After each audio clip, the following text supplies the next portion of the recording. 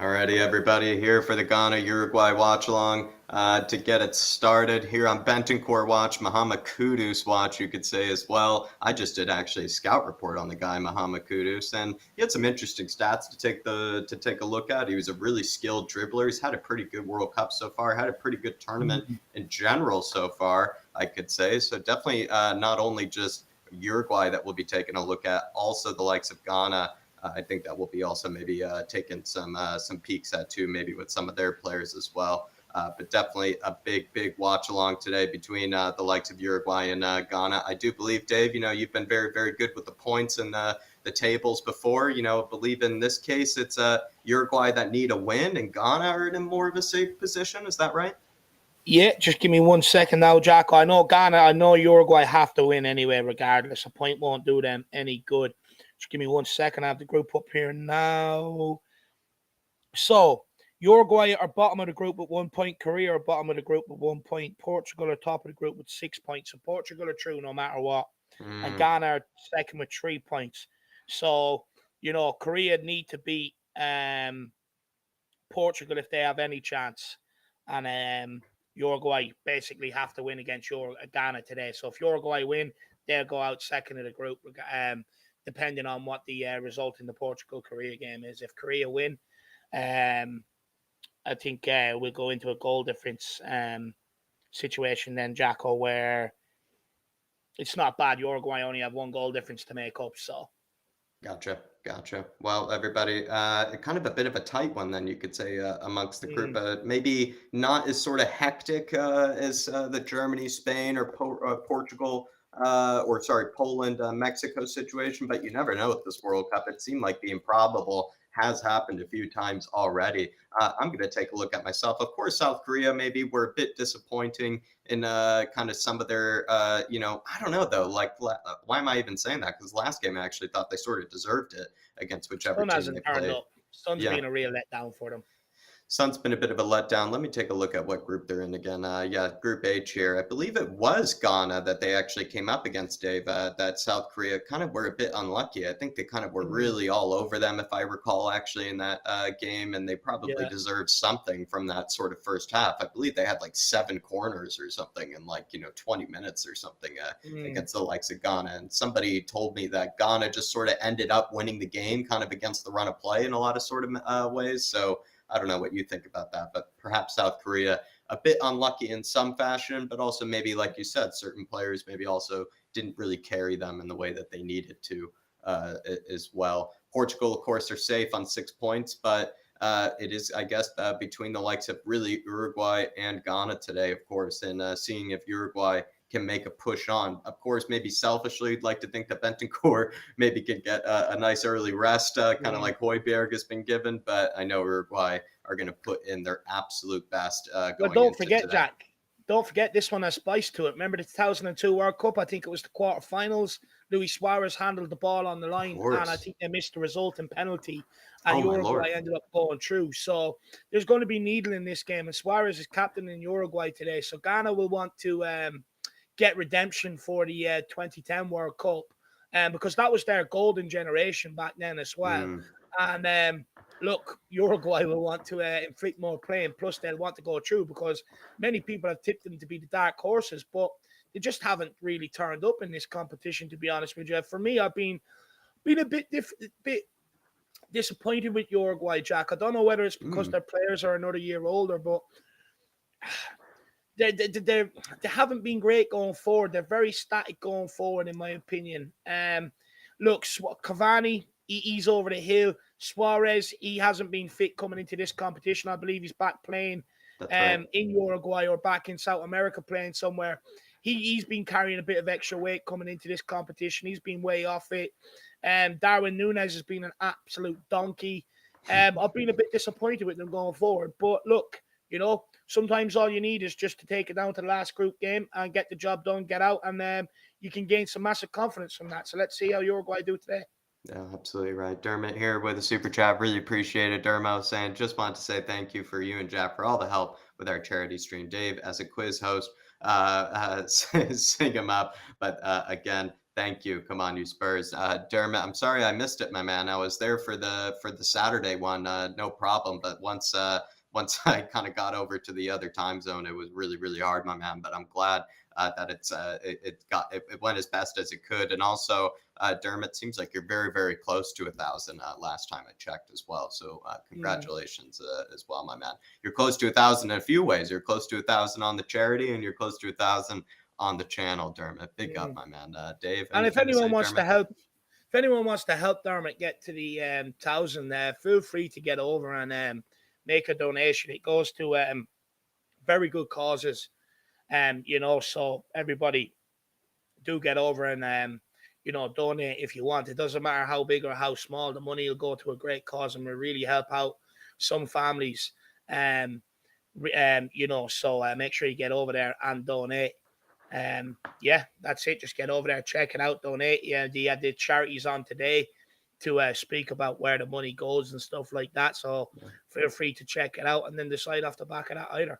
Love you, Dermot. Big up, my man. He's also gifted a membership to Peter Spillane. Big up, Dermot. And Peter, take advantage of it, my man. Come on and have your say. Of course, the fan shows aren't coming as thick and fast as usual, but there is a Monday fan show coming up, and we'll both be there, Dave and I, chatting about some of these Paratici allegations, chatting about some of the maybe news about club ownership surrounding, the Premier League, all this new investment that's coming in. What does that mean for Spurs? All that sort of stuff. So Peter, feel free to come on and take advantage of what Dermot's given you. And big up, Dermot. Really appreciate the fan shows will be back from that one. It's just, look, the last couple of weeks, there's nothing to talk about, bar the World Cup and stuff like that. And it's kind of like, look, Tottenham are back, so the fan shows are back. So plenty of news. So we'll be back up until between now and the end of the season, back with the fan shows. So make sure you get back on them. We really enjoyed speaking to everybody before the mini break. So hopefully we get to see everybody back. Absolutely right, Jeff. Absolutely right. George Hill saying Kudus is a bidding star, and Lolo is making a name for himself before our very eyes on the world stage. Looking forward to listening to this watch along at work, lads. Come on, new Spurs. Big up, George. Hopefully you're all good, my man. It's always good to see you in here. But also, George, let me know what you think of Kudus, because he is a very talented player here. He's on the ball, number 20 for them, but he's very skillful is what I would say. Very quick too. Isn't really the most creative when it comes to kind of like a pass, I would say. Doesn't really have maybe that eye for a pass, but is exceptional on the ball from what I can tell. And he almost kind of dribbles a bit like a Rafinha, like a left-footed sort of very skillful player. Enjoys kind of a nice juggle here and then, a nice little Cruyff turn like he just did here. He's a bit of a silky player, but I feel like what maybe he needs in his game is that kind of that pass, let's say. And Bentancur and him getting into even already a little bit of a battle. Who knows? Something they might be doing on the training ground in the future there, George. Big yourself up, my man. Always good to see you in the chat. Bentancur, we love that. Adrian Chia, big up, lads. Insane script coming up for Uruguay versus Ghana. Adrian, let us know about it, my man. But don't give us too many spoilers here, Adrian. But good to see you in here, my man. It's been a long time, Adrian, and we're looking forward to getting the Spurs games back so we can get those real scripts. We get you working hard a bit on those real scripts, Adrian. Adrian's handwritten scripts. Yeah, these ones are too easy for him, Dave. These ones are too easy for him. P-Dub, what's up, boys? Are you guys enjoying the break as much as I am? I feel like I'd be enjoying it more, P-Dubs, if I had that hot tub like you did right now. Dave would probably be over every single day, maybe. Probably Dave, the wife of P-Dubs, probably be trying to kick us out, saying, listen, you can't just be having Dave and Jack over all the time like this, chatting football, enjoying the hot tub. But P-Dubs, if I was close to you, like I said, be over there every day, taking advantage of that. And so hopefully you're enjoying the break, not having to think about Spurs and just watching the World Cup with a bit of some foaming hot water, Dave. You have to be Rhode Island's finest to have a jacuzzi or a hot tub, Jacko. So you do. If you're not Rhode Island's finest, you're not allowed one. But no, look, forever. If I'm ever over in America, P-Dubs, live stream from your hot tub, my man. Pick up, my man. Yeah, the live stream from the hot tub, absolute legend.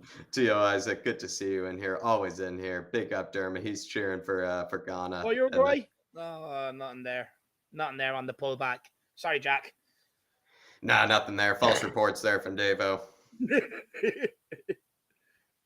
Portugal are beating Korea anyway. They've obviously gotten one up. Yeah, I They're feel on 9 bad for points now Korea. on the They kind group. of have some, it's kind of a bit like Canada, not really a lot to play for. Not at the minute, no. Because what is it? It's Well, Ghana. if they could have beaten Portugal, they left it to the hardest game of the group, to be honest. Oh, that's right. No, they're on 1 point still. They're on 1 point still. They're not on 0. That's right. I'll tell you, there's definitely I reckon more of a conversation to be had around Sonny now when he gets back from the World Cup. You know, because there's no guarantees he's gonna look. I still believe in his abilities and his qualities, but it seems like there's something going on there behind the scenes, maybe that's affecting him a little. Because he's just not the same player we witnessed last year, Jack. There's no smile on his face playing anymore. Even watching him for Korea, there was no smile on his face, you know. Yeah, that's interesting, Dave. That yeah. And there's potentially something there. I don't want to make too many conclusions yet, but it could have been a great opportunity for him to get right back on the right track sort of this season, right? Playing for the likes of Korea, where he has to take a lot of responsibility, right? Well, many were saying he was holding himself off, weren't they? You know, and it just does not seem to be the case. True. Yeah, true. And you would think it would have been a good confidence booster, maybe him being in that World Cup where he's sort of the main man. And they ask a lot of him, right? A lot of burden is put on his shoulders, and sometimes that can maybe bring the best out of him. You would think, but it's not to say that it hasn't, but he just sort of hasn't lived up maybe to the expectations. You could say this tournament, that's for sure.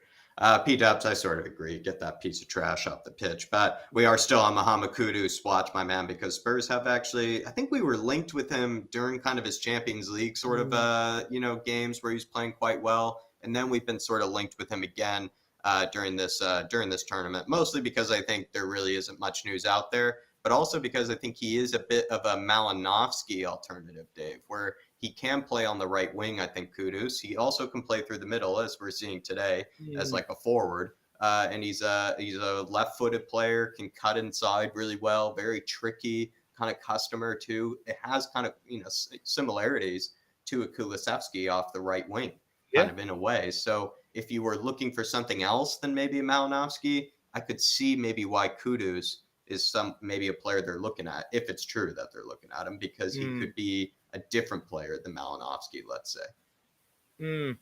Yeah. And it did say, I think, reports that they were looking at other players than Malinovsky. I think Tottenham Tiers just the other day did tweet that they're looking at many other players besides Malinovsky. No, look, I like Kudus, Jack. Look, you don't play at Ajax if you're a bad technical player. They just won't have you. They won't put up with it like we do at Tottenham. But look, I watched him against Korea, Jack. I was very impressed with him, to be fair. He took his goals well as well. I think he scored 2 that day. Kudos, I'm right. He does play for Ajax, isn't it? Yeah, no. You're absolutely right. Yeah, you're absolutely right. I think he's been there for a few years now, hasn't he?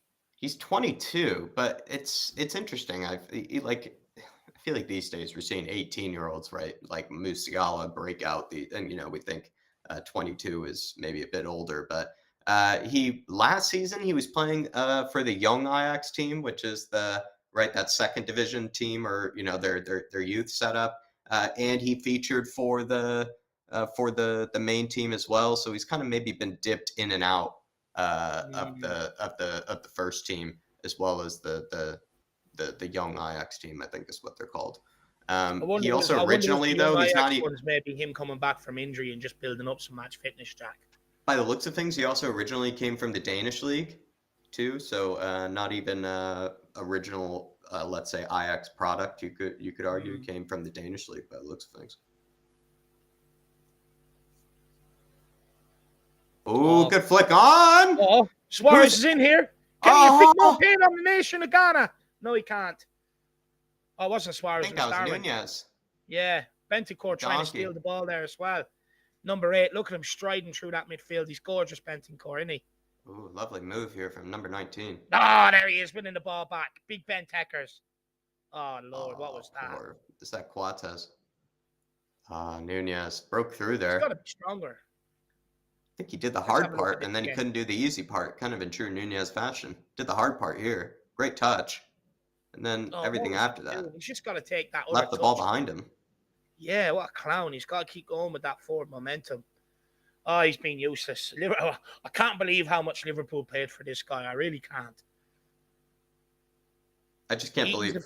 He's very Andy Carroll-esque, Darwin. Maybe a bit more technical ability, but he's very much an Andy Carroll. I don't know, Dave. You know me, how much I was triggered yesterday with just watching people kind of not, finish chances, and that's what I just get from Darwin Núñez. He's like that sort of problem, just on steroids. Really, if you're the guy that he takes like 6 shots per 90 or something like that. You're just like, A, that sounds selfish, and then B, that also like sounds like you can't finish to me. But I don't even care if I have an agenda against Núñez. I'm not even a Liverpool fan, so. It's not losing any sleep over, even when he does score a goal. I'm not even losing any sleep over. Oh, that's beautiful play by Bentancur. Gets Uruguay in the attack again. This Pro Cup. Sammy Spur, Davinson Sanchez played for Ajax though, Dave. Big mark in Ajax's history. Yeah, Davinson Sanchez played, but he's true. More of a centre back. Yeah. Do you know what? The biggest problem with Davinson Sanchez, he's very, very clumsy on the ball. He just doesn't know what the ball is. It's his problem. But look, it must have been a poor academy at that time if he came through. I like this number 19. He's done quite well here. Nice pass. And Ayew. Oh! Oh, Jesus. Oh, penalty. Kudos. It's got to be a penalty. Dive? Maybe. Kudos skipped over him there. I don't know. A nice, clever little touch by him. He is clever. I was shocking by it's not even Muslera, it's Rocher in goals. Oh, it's not Muslera anymore. Kudos was wide open. Let's have a look at this. He's onside. That's shocking keeping, by the way. Like, that's absolutely shocking keeping. Oh, he won the ball, it looked like. Yeah, he got a touch on the ball. But anyway, there's no way. Oh, yeah, Dave, it hit off his left and then his right hand. That is shocking. No way should you be spilling that. That's absolutely shocking. That's just appalling goalkeeping. If I was the Uruguay manager, I'd be getting on the phone to Muslera. I'd be like, please, get ready for the second half. We need you. They're looking at this. There's a check here. Won the ball, Dave. Did it look like you won the ball for... I didn't really check super hard, but it looked like you won the ball. Looked like he got a touch on the ball, but it depends whether he made contact with the player before he touched the ball. No, not given.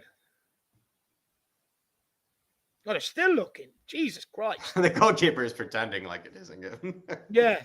Goalkeeper's getting people into position. He's like, right, let's get going. If I was the goalkeeper, I'd just balloon the ball along. I would. Just distract everybody. Jeez, how long? This goalkeeper, David, this referee is the complete opposite of yesterday. At least yesterday's games were efficient with the referee. I mean, like the haircuts, everything, the eyebrows have been combed. Look at the way he even swung the arms there. I mean, he's just, Dave, look at the posture on his run and everything. He knows the cameras are on him. Trotting like a horse across the pitch as well. All eyes on me, galloping. Look at the walk he even has, Dave. Look at the walk he even has. It's just Jack, I'm expecting him to break out into an Irish jig. It's a penalty. But I feel like that. What angle are they even looking at here, Dave? They're just looking at still images. Oh, no, he maybe. Wow, what a touch. It was a clever touch by Kudos. Maybe it was a clever touch. It looked like from the other angle, though. He's gone down a bit easy, Kudos, isn't he? He certainly has. He's very clever there. But Dave, it also looked like he touches the ball here, the keeper. Maybe no, he hasn't. Yeah, it does. It looks like he gets a finger on it. Oh, they are looking at it. Yeah, he's a clever boy, yeah, Kudos. Yeah, it does look like he gets a touch. Right, let's see what the referee does. He's gonna be flexing the arms on this penalty point here.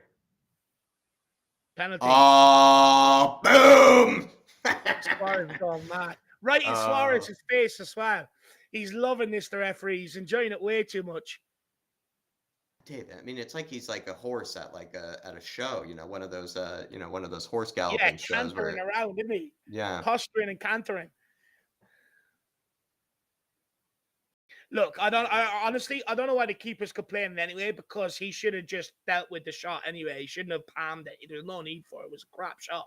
The referee just reeks of cologne as well, for this game. He's Oh, just 100%. He takes Virgil van Dijk. Apparently, he likes to smell a man in football. He takes him. Give me the secret.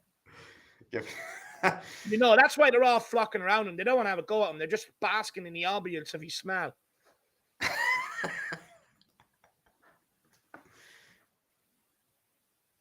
Oh, I am loving the housery though here on this. Like they're stepping all over they're defending the penalty spot here. Yeah, Nunes tried to put his foot in it, try and do something with the penalty. What this game is was brilliant. it? This is glorious. I knew this was going to to happen. What game was it, Jack, where someone just absolutely decimated the penalty spot there not so long ago?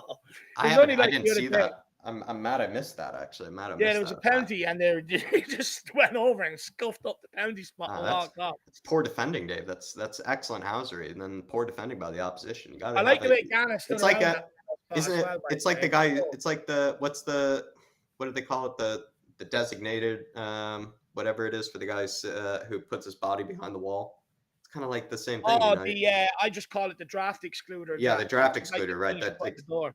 Yeah, the draft excluder, right? So it's almost similar, Dave. You got to have that, the hockey player almost in front of the penalty spot. Looks like one of the IUs is taking it. I forget which one. They missed the last one against Uruguay. They need redemption. Andre Ayew. This is Andre Ayew, right? Last one knocked them out of the World Cup. They could have went to the semi-finals. Can they get themselves out of the group with this one? Ayew stepping up, big, bald, and beautiful. Suarez wanted to put on the goalkeeper gloves for this one. yeah. Well, he's going to miss. Oh, he misses! Now, I could tell before he even shot. Maybe he jumped off the line, though. Let's see if he stayed on the line. Yeah, it's the stutter and everything else he's done with it. I could tell he was going to miss as soon as before he even kicked it. Suarez told him where to go. He did his homework. He was waiting for the keeper to make a move, and he just didn't. That's good goalkeeping, by the way. Should have gave it to Kudus. Oh, that's a free out. Should have given it to Kudus. We all knew one of the IUs was going to mess it up. Darwin, Suarez, back to Darwin. It's not nice little touch from Darwin. That is Darwin. Ooh. He runs like such a donkey. He just puts the head down. You could tell he was going to miss. As soon as he made that stutter there, I knew. It's just that stop. The penalty, you just got to go up because when he makes that stutter, he hasn't got his mind made up. He's waiting for the keeper to make the first move. Whereas they always say to you at a penalty, Jack, always make your mind up and do not change it. Do not make your mind up before you walk, and on the walk, do not change it. He didn't have his mind made up. He was waiting for the keeper to make the first move and go the opposite side. That's why he missed that. There's a bit of insight on penalties for everybody out there. I think Marcelo's doing great, Dan. I try to get him on the shows. Marcelo's just very busy these days as well. But he's, I think, keeping an eye on UFC by the looks of things, too. I think Dave and him are absolute I love the UFC. Experts. I know Marcelo does, too. And I follow him on Twitter. So I think Marcelo is just keeping busy with work, as he always does. He's a hard worker, my man, Dan. Marcelo gets to watch UFC at appropriate times. I have to wait till like 4 or 5 in the morning. Big up, Dan. Big up, Dan. Good to see you, my man. I hope you're keeping well, brother. Ooh, in behind. Yes. Oh, lovely. What a clearance off the line. Salisu. Brilliant clearance. That's the guy at Southampton, right? Yeah. He has absolute clangers against Spurs, but I feel like against everyone else, he is actually quite a good defender. Brilliant clearance here. In fairness, that was actually a tidy finish. Yeah, no, it looked like a tidy finish. That ball was overplayed to him. Did look like a tidy finish. That ball was overhit. Adrian Chia saying that miss is all part of the script, lads.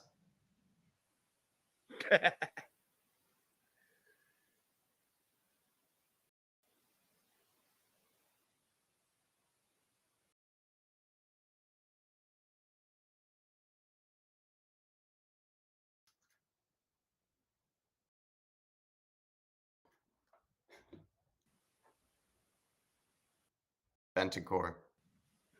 He's just so graceful on the ball. Honestly, the guy has time to say grace. You know that, Mary? It's time to say grace and everything while he's on the ball, that guy.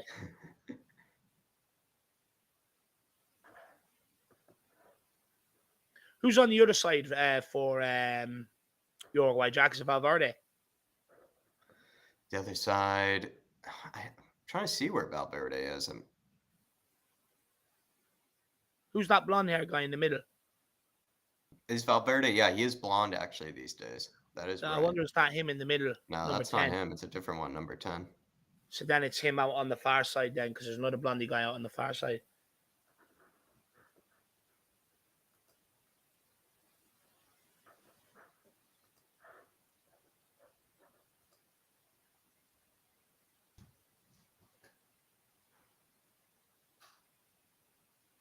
That must be him, number 13.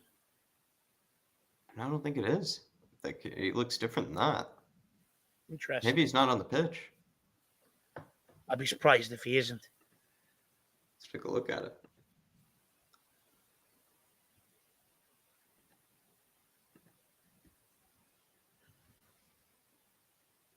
He is in there, but he's number 15. Okay, number 15. They're just showing the penalty again. It's such bad goalkeeping to give away that penalty. The shot dribbled towards him and he made a hames of it. That's the conclusion I would make about Kudus, though, is that skilled dribbler, right? Knows how to take it past his man, no problem. Clever, right? Doesn't even need to use pace all the time. Uses just people's body weight and their positions and stuff. Look at Bentancur. He loves it. Uruguay people were making fun of, I think, some like the Uruguay call up and everything and stuff like that. Like, people kind of forget, Uruguay were one of the first. They're one of the first ever, I think, South American teams, right, to win. They're the first teams ever win the World Cup ever. Yeah, and also they were, I think, one of the first ever truly. Oh, Suarez! What a touch! Oh,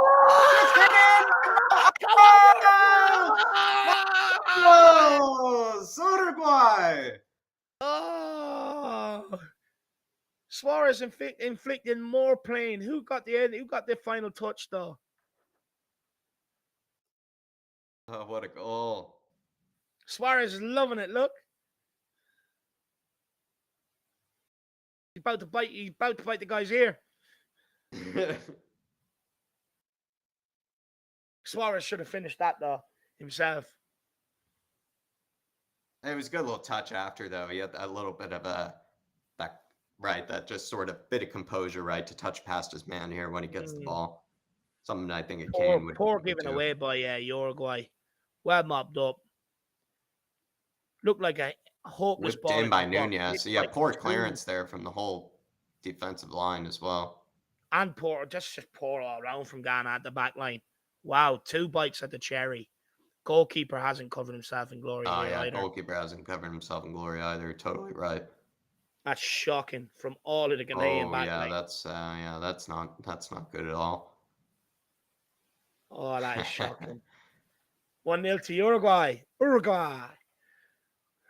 Like the suit coat. It's got a little inside blue as well. Did you see that?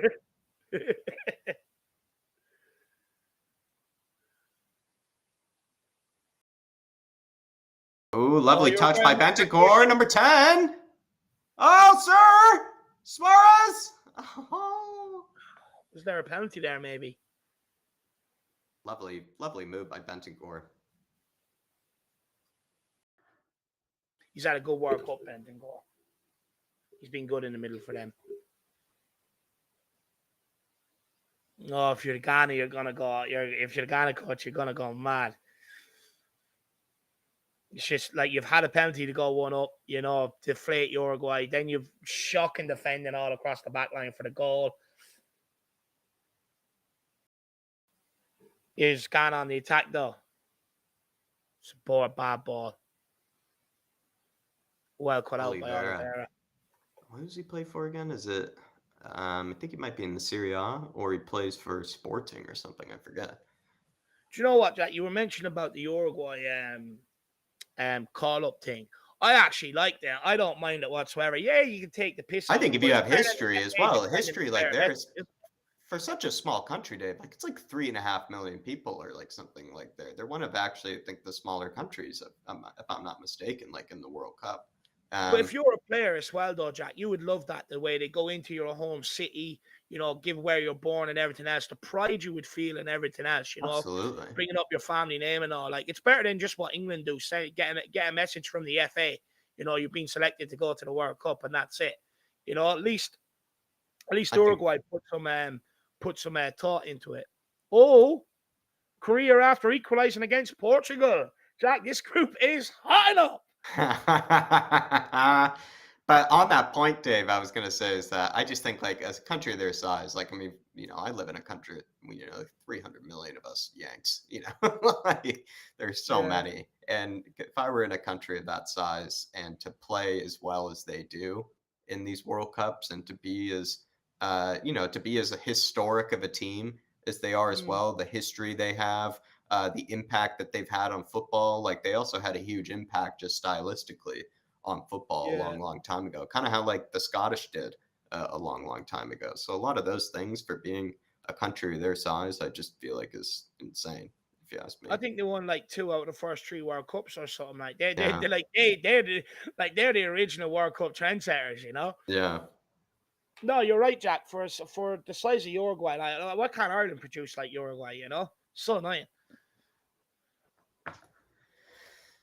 Daniel Larson, still can't believe we got Benny for just 20 million. Hashtag Don. Daniel Larson, hashtag Save the Don. If he goes to jail, Daniel, I mean, I'll let you know his pen pal address. We can all just be pen pals with the Don and just continue to thank him for what he's done for this football club. Like David said on the podcast, which I think is absolutely brilliant. Dave might even let you say it. What did you say? I mean, even if he were to be arrested today, right? I mean, we would Yeah, thank him for his service. yeah. Still thank him for his service because he's got rid of players that I've absolutely despised and I have not enjoyed watching for 2 to 3 years. The fact that he comes in with that ruthless nature. Look, whether he gets done or not, personally, I actually don't care. I thank him for what he's done at Tottenham. He's got rid of a lot of the shit players quicker than what I think anyone else came in here would have done. So for me, I actually thank him for what he's done, to be honest with you. I'll And be he's honest, brought us Jack, a there's Bentancur two core. things on this. First, there's a lot made about the Romero deal. People need to understand we signed Romero through Atlanta, not Juve. So although the Romero deal is being investigated, that would be investigated between Atlanta and Juve, because if you remember correctly, Atlanta ended up paying a buy clause for Romero, and then we ended up buying Romero off Atlanta. So, Oh, oh, oh, what a goal! come on, what a goal that was. What a goal. I'll finish my Paratici tirade after, but what a goal. 2-0 to Uruguay.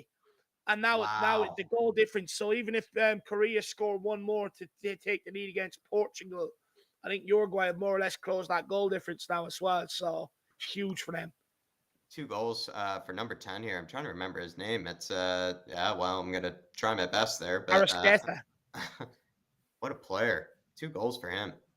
But also, there is something to be said about how I think Ghana, like I said, I don't think they played too well against the likes of No. South Korea. And the fact that South Korea probably felt a bit hard done by to lose against Ghana, maybe this could have been a result that we could have seen coming, perhaps, just because if Uruguay are as good as we like to think that they are, and Ghana maybe have been getting away with it, let's say, Dave, maybe this was going to happen in the final game, right? Where they could get sort of, I don't know, maybe outclassed a bit. Yeah, I think that's what's probably. happening here. I think they're just getting a bit outclassed, the likes of Ghana. And maybe some of those, let's say inconsistent performances from before are maybe catching up with them. Yeah. Because I think Yeah, it just to seems see like them it, get that Jack. win against Korea, I thought was a bit against the run of play. But I mean, that happens all the time. It happens all the time in the World Cup. But you like to think that your luck only goes so far Yeah. in competitions as well. So I don't know. Yeah, But for maybe I'm sure. speaking too soon. Maybe I'm speaking too soon here. But you never know.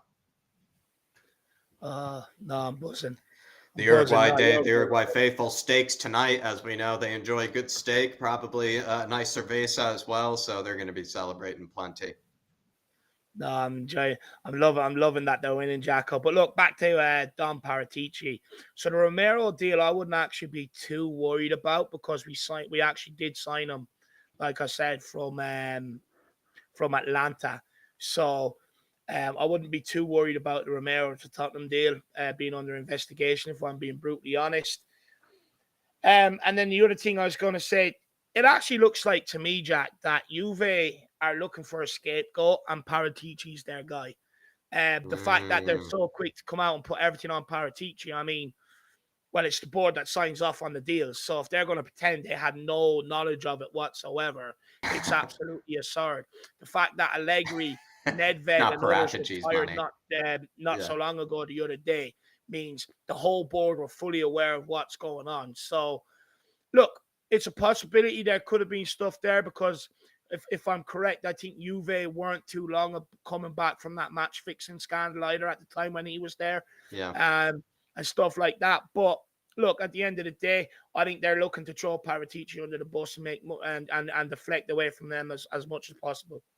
Absolutely right. And it's also, it makes him even, if not with the allegations, so somehow where he's in the centerpiece of it, he was all, a part of all a part of it. It wouldn't have happened without Paratici or something. Some of the allegations just makes him more of a Don, if you ask me, then, because it just means he's just cooking the deals everywhere he goes, Dave. And he's cooking it against his own club. It's absolutely brilliant. I think the fact that he's just the fact that he's even more involved, if they like to say, in these sort of allegations and everything, just makes him more of a Don. The fact that he was just, cooking the books, as you like to say. I don't know how a man who just saved Spurs the way that he has, and also getting accused of cooking the books at his former club. It's just Don material. I don't know how that's not a Don. Really don't. I just thank him for his service, because for me, he's been here a year and a half, and he's done a better job in a year and a half than what Steve Hitchin did in 3 or 4 years. So for me, I don't really care how the investigation goes. Look, if it goes where there is something there with Paratici and he ends up leaving Tottenham, look, it is what it is. We'll end up having to move on to the next guy. But I think now we should all be aware that in modern day football, we have to care who's coming into this role of director of football, or in charge of bringing in the players like Steve Hitchin or Paratici was, because it's very, very important, Jack, because they're ultimately the ones that assemble your squad. They're the ones that assemble a squad that you pay money, whether it's through TV rights or tickets, to watch. So I think, we have to get to grips with how important that position actually is. In the midst of our Paratici conversation, Dave, it looks like Bentancur actually picked up an injury of some kind and was in tears, actually, coming off the pitch by the looks of things. And I think we might have missed it, actually. Hopefully there's nothing serious. If he's crying, he knows his World Cup is over, I fear. Hopefully it's not too serious either. Oh, did he get that one in the ghoulies? I hope it's not a bad injury. I agree. I hope not. I agree, Dunkel. I didn't actually get to see it. We were in the midst of a combo. We were in the midst of a combo. I didn't really get to see it at all. Well, he got that one right in the nuts. My breakfast nearly came up there seeing that. Yeah, it'd be interesting to see how this Paratici thing unravels. Look, what I will say to people is there's definitely no smoke without fire, because, like I said, Juve got done for match fixing and all before. So, there's history there. Dermot saying Uruguay Olympic champions in 1928, World Cup winners in 1930, and World Cup winners again in 1950. I think the 100 years off the World Cup should be in Uruguay 2030. Come on, you Harris Army. It's again, for such a small nation, like, it really is absolutely incredible. I think what Uruguay have achieved and what they're able to do with, like I said, just so few people to really choose from. When you really look at it, it does mean there needs to be a real culture for football there in order for it to continue to last for as many years as it does. And they continue and always remain to be a competitive team. They're never, I don't know, they maybe have their golden eras, of course. They have their times when they do maybe threaten teams a bit more, but they're never a team to be taken lightly, I think, Uruguay. And so that's what maybe you can always give them credit for, is that they've never really dropped, let's say, huge levels ever, unless I'm mistaken. No, they haven't really. To be fair. Yeah, Yeah, Ghana would be kicking themselves, Jack, or what? They had the penalty and everything to take control of the game, you know? Really appreciate it, Dermot. Really appreciate the support, my man. And hopefully you're keeping well. And I'm really worried about this pentacore injury. I didn't actually see it at all, so I can't even really comment on it. So I really hope it's not too bad. They were saying he was Dermot's very clapping emotional about it, but I imagine it's Oh, just because maybe he thinks he's missing his World Cup. Maybe he thinks he's just missing this game and he knows how important this game is. I'm not sure, but we can only hope that it's really not that serious. But I didn't get to see it, Amir. I really didn't get to see it, Amir, but it's good to see you in the chat, my friend.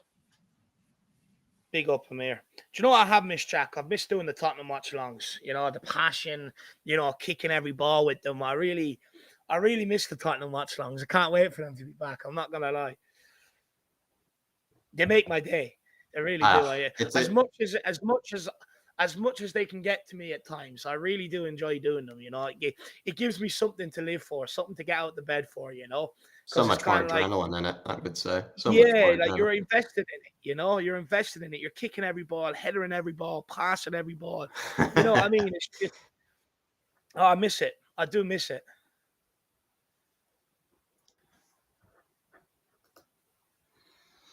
Gotta have a lot of work to do here now.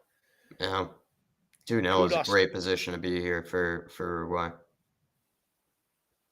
Just give the ball to Kudos. It's a shit ball.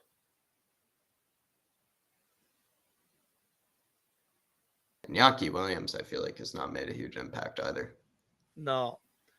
And we'll be back with debate shows next week as well. So can't wait to get back into talking about Tottenham.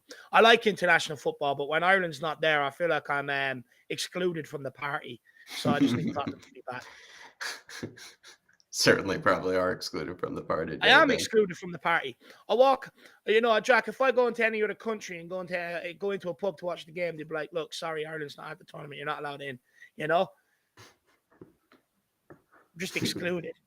Daniel Larson misses Dave raging at Dyer. Hopefully we don't have to the moment we come back, Daniel. Hopefully Dyer can at least give us a few games before we have to do it again. But knowing Moon Boots, he wouldn't give us that satisfaction. And look, you know, I'm just saying this now, and I'm setting my stall out early as well, because I know it's going to happen. Dyer will come back, probably have 6-7 good games or decent games, or where he hasn't made a mistake, and people classify Dyer as having a good game because they're measuring him off the mistakes he always makes. But I'm not getting caught into that, and I'm not getting into it again. And even if he has a good campaign between now and the end of the season, I do not give two shits about it whatsoever. The damage is already done. He's already caused the damage, and I told people this would happen. He will cause us irreparable damage where we'll have a lot to make up, and it doesn't matter whether it's early in the season or later in the season. He's going to cause us damage that's going to cost us. If he didn't make so many mistakes, we would have got out of the Champions League easier. Probably would have seen some young lads play in the last group game. We would be much closer to Man City and Arsenal in the Premier League as well. But now we're playing catch up. And look, even if he has a good season between now and the end of the season, could not give a shit. I still want this guy out of the club because he's only going to do the same next season. He does it every single season he's here. I'm fed up with him. I don't care what he does between now and the end of the season. The damage is done. Get him out my football club. End of. I'm fed up with the guy. He's such a moon airhead. Daniel Larson misses the sirs. Yeah, just not as many sirs, not as many passionate sirs either. Daniel, can't do that. It is unfortunate, and we are looking forward to getting our boys back and get back to the regular flow of things, especially when it comes to the watch-alongs, which I know there are so many elements of it we all miss. Certainly, big up, Daniel. Really appreciate your support, nonetheless, my man. Absolutely. I just know it's going to happen. Dyer's going to come back, have some decent games, and everyone's going to be, oh, see, Dyer isn't as bad as people make him out to be. It's kind of like, I mean, it must be about 20 years since I've seen a player head a ball into an opposing player's path to score a goal. It must be about 20 years since I've seen it. But yeah, he's class, isn't he? You know, I'm not having it. I'm just not having it. I know it's going to happen, but I'm just not going to accept it. Because you know what's going to happen. He'll have a good 6 months. He'll survive the summer. He'll actually have good. He'll have a good back end to the campaign, knowing the big summer transfer window is coming up. That's where we're going to do the majority of our business across the back line. So he's going to put on a performance. He'll escape it yet again, and then next season he'll be thrusted in, and he'll play shit and cost us games again, and then people will be going outrage about it. And I'll be like, look, He's cuckolded you twice during the summer, or twice now in 2 seasons where, he makes these mistakes. You forgive him. Just honest. No, I'm not even going to talk about it anymore. I'm not ruining my Friday. I would say it's a bit frustrating that we haven't been given the chance to really watch our benching core in action. The one time we actually do get to, get to I watch watched him against Korea Korea the other day. He's very good. Instead, we have to watch this donkey Nunez. And Portugal. I watched him against Portugal as well. So we're really more on a Kudus watch, and it's sort of kind of big up Sacco.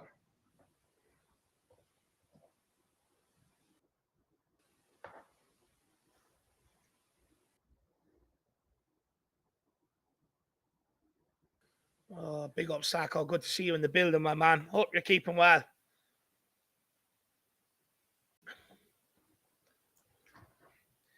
Uruguay score a third, Ghana are dead and buried. This could hit double digits.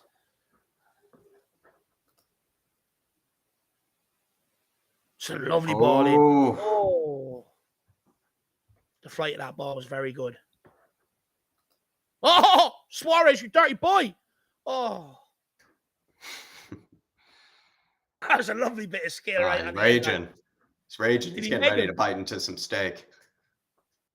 Oh, his legs were closed and he still made some. Oh my god! Wickets. He knew it was coming as well. He knew the Meg was coming as well. Oh, it's quality.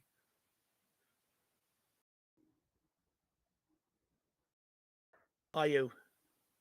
I'd say everyone in Ghana hates him right now for missing that penalty. Or was it him that took it? It was his brother, Andre Ayew. Yeah. Well, it wasn't Jordan. They hate the two of them. They hate the two of them. I don't know. What is it? Andre Ayew played for Swansea, and then Jordan plays for Palace. Crystal Palace. Yeah. I don't understand how he survived at Palace for so long. I don't rate the Ayews whatsoever. I think he's weirdly playing better than he ever has, which is kind of funny, actually. Jordan Ayew, I think he used to be so much worse. I just don't rate them whatsoever. I don't rate them either. They're very average. He's almost going through his prime right now, if you even call Jordan Ayew a prime of any kind. But he's been playing okay for under Vieira. He's been okay. The Nevilles were better than the Ayews. Poor cross there. 8 minutes at a time. Where did they pluck that one from? So sorry. Ayazi says, I think Conte will only want his former players in January. Any talent we sign that Conte has not trained before won't start or play minutes. I'm not so sure about that, my man. He just has to have, do you know what it is? He just has to have belief in the player that he's signing. It has to be someone that he's wanted. Which is what we should be providing them. But, like with the likes of the Jed Spence, well, I'm not really too worried, to be honest with you, because, look, Jed Spence will find minutes somewhere, and he just will get into the team.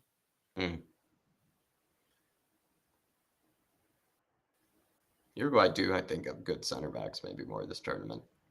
The fact that they still don't have to rely on Godin or anything like how maybe Belgium had. I do hope at some point we get to a point where it's like a Doji flying down one side and Spence flying down the other.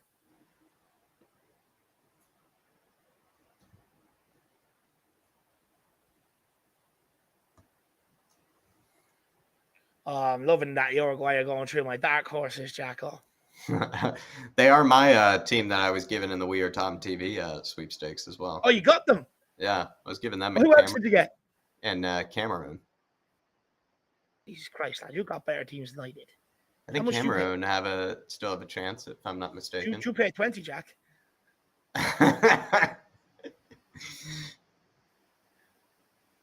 You must have given in a score, Jacko. Nunez here.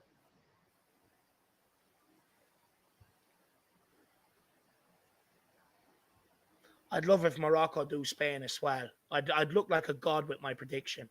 Because no one else seen it coming. They're all baffled. They're like, Dave, why Morocco?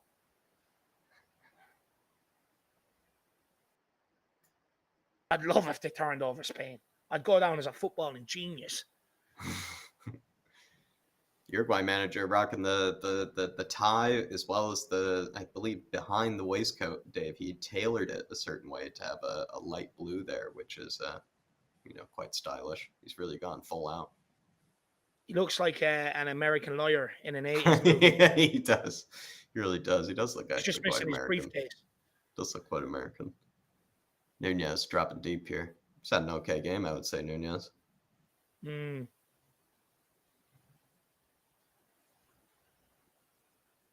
Oliveira. Vecino, who's come in for Bentancur. Believe still plays for Inter Milan, or he might have moved away from there from. Let me see what the latest score is in the Korea-Portugal game.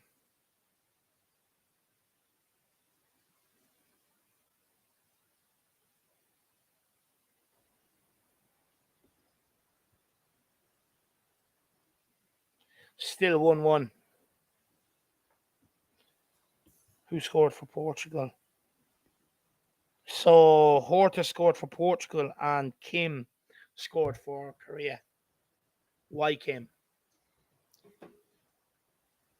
Uruguay got a ball in here. It's another good ball in. So it's 1-1 there, you said, Dave? 1-1 over there? Yeah, it's still 1-1, yeah. Who's on them free kicks, Jacko, for Uruguay? He's good. I think that was a Valverde free kick. That's 2 delicious deliveries he's put in there this half. I mean, Valverde has been playing one of basically the best midfielder in Europe this season. He's just been absolutely ridiculous. Madrid, isn't he? Yeah. Yeah, not a chance of getting him, so. Well, this season he's just played like. Who's that guy that looks like Diego Forlan holding the World Cup trophy? Always good to see a Forlan impersonator. Oh, poor touch from Salisu. They're all over the place at the back line. All over the place. Yeah, they have Daniel Amarte as well. I didn't realize that.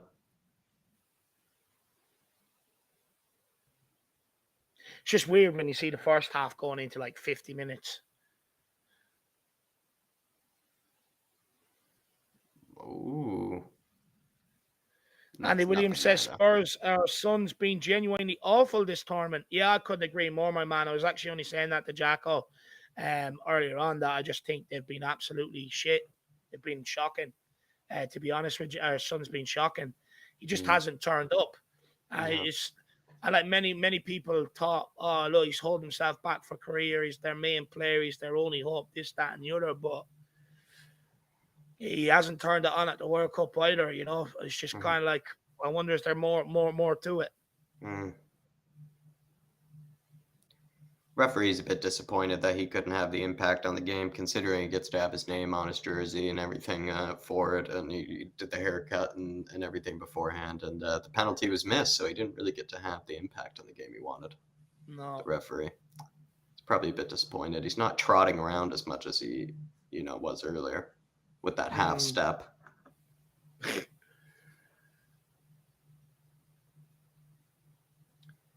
Just gonna have absolutely fuck all going forward.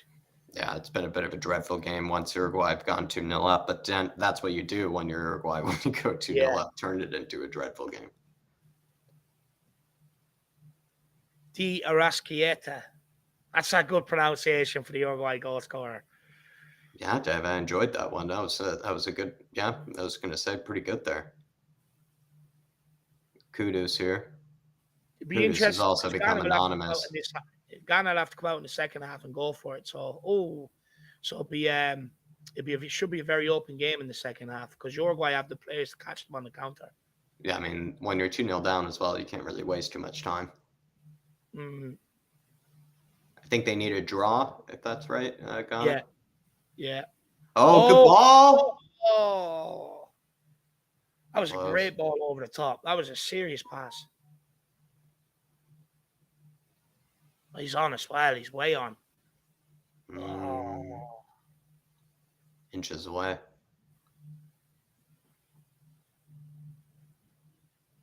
Is that It's Iñaki Williams, that Bilbao guy. Is his brother the other guy? Plays for Spain. Yeah. Yeah. They both are from his younger brother plays for Spain, right? Yeah. he switched nationalities, I think, because he never ended up getting a call up, I believe, to the Spanish team. Yeah. So I think that's how it is, I think, currently. But there you are, everybody. I think we're at halftime.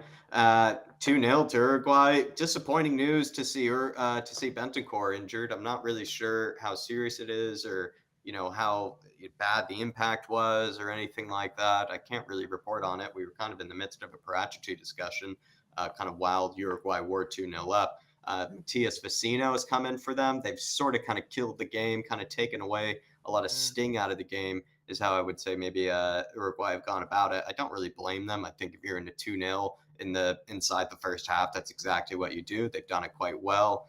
My only issue is just seeing this Bentancur situation, Dave. It is a bit unfortunate because I'd like to be seeing Bentancur. I'd like to continue to see him sauce, over the pitch and just dominate the game, dominate the midfield. It's never good to see a player of ours get an injury. I hope it's not too serious.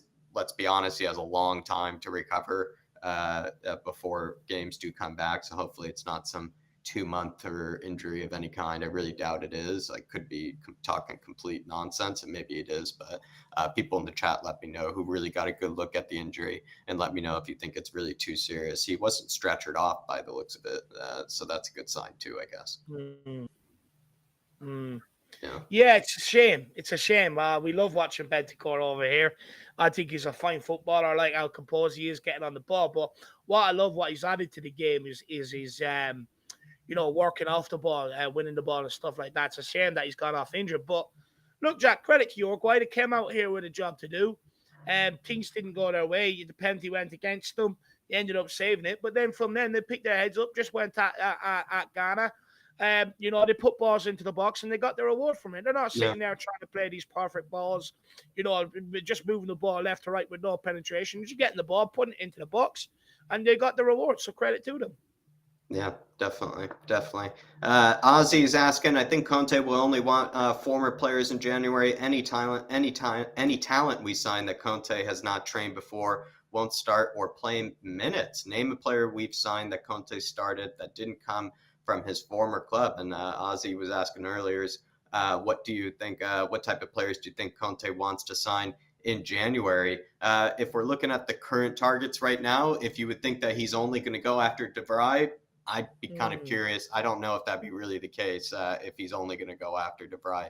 And also with Kulusevski, I'm not really sure if he even exactly was there or around actually during Kulusevski's time. At least I'm not, I could be mistaken, Dave, but I believe Antonio Conte might have already been at Chelsea, or he might have already been at the likes of Inter Milan when Kulusevski was over at Juventus. So there's also that to be said, that even though he probably is familiar with Kulusevski, having played against him in the Serie A, I believe maybe they actually didn't exactly cross paths during their coaching days. So I could be wrong there, but just want to say that, Ozzy. But Dave, like any players, maybe a Kudus today that you've been sort of interested in? Would you maybe stick on the Malinowski train or anything? Where do you kind of stand maybe on players that you feel like Conte should take a look at in January? Look, Jack, for me, it is all about defenders, I think, right now at Tottenham. And I know it sounds boring because I'm not going to, name exciting attacking players, this, that, and the other. But, at Tottenham right now, you've got to plug. You're only as good as your weakest link, and you've got to plug them holes at the back. You can't keep conceding goals and expecting Harry Kane, Son, Kulu to go on a match 3-4 goals between them every single game. Defenders, maybe from this competition, I really like Schüller at Germany. Yeah. He would be a bad one to get in the middle. There was another player, Kim Min-jae. I've been very impressed with him, actually. I think, although Korea haven't been at their best, I like what I see from him, Jack. He's tenacious. He's got a bit of pace about him. He's not afraid to bring the ball out either. Serie A defender of the year so far, I believe, as well. Yeah, like for me before, like with his career trajectory, like when he was in China and he went to Turkey, I was a bit skeptical still at that time because it's like, look, the Turkish league is usually where players go to die, not usually where they go to make their names. And then, of course, then he got his move to Italy. But for me now, I'd definitely be looking at someone like him. But we've just got to get defenders in this door. Has anyone really impressed me at the right back, right wing back role this competition? Not really, Jack. Mm, yeah, it's not really been a ton of players to really pick from. A guy for Denmark I wanted to take a look at was that guy at Benfica, Alexander Baugh. He didn't really impress me too much from the looks of it. I mean, not really any Denmark player really impressed me too much, I'll be honest. Adrian Chia saying, word has it that Son's having left eye coordination issues after his surgery. He's not fully 100% yet, so is struggling in judging the flights of balls in, etc. And there is maybe that to be said that he did basically recover from surgery on his own eye socket before going into a game like that. I wouldn't really say it's the best of circumstances to be going into a World Cup. Romero's even struggled a bit in this World Cup because of his own injury going into it. And there is maybe something that needs to be acknowledged with that sort of players going into World Cups mid-season, if they're carrying in injuries, they're already a bit tired from maybe the mid-season sort of exploits and whatnot, that they could end up not being in the best sort of confidence or in the best sort of form. And having a mask and having that sort of surgery, I bet definitely doesn't help. But perhaps it's a time for Sonny to be able to recover, take some time away from football, maybe be able to sort of relax. Who knows? Have some conversations with the father, with maybe what he could do differently or what he could train on, all that sort of stuff. But I don't really have as much concern as others do with Sonny. If he's not, let's say, fit and firing by the time we reach the North London Derby against Arsenal, yeah, I'd probably be a bit concerned, I'd say, because we need him to be at his best when we come up against those big teams in games where we really need to get some points back against some desperate rivals. So if he's not good by then, if he's not really looking very confident by, let's say, the North London Derby, I'd be pretty concerned then, Adrian, for me. And I feel like there is something to be acknowledged about players carrying in injuries into a tournament like this. That's absolutely right. Gavardiol, who was also wearing a mask, though, looked absolutely sensational with the mask. He almost looked better maybe with the mask on. Gavardiol, he had an absolute worldie against Belgium. He was just doing everything. It really was unbelievable. He's basically the best player on the pitch that day. It sincerely was crazy.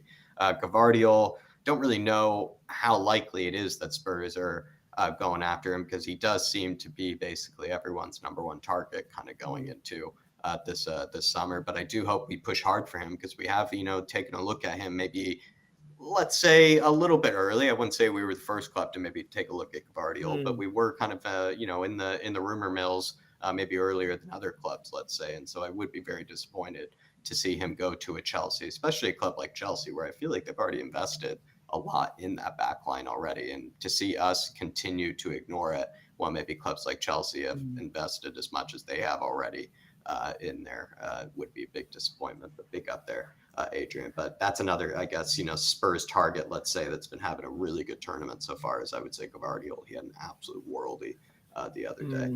Andy Williams saying, yeah, Dave. I like Gavardiol. I wouldn't mind bringing him in. He's good on the ball, good area as well, good defensively. I just don't see Tottenham sanctioning that sort of money, if I'm being honest, for a player like him. I think Leipzig done a very good job to tie him into it, the contract he's in. And look, since he moved there, he kind of accelerated very, very quickly as well in his game.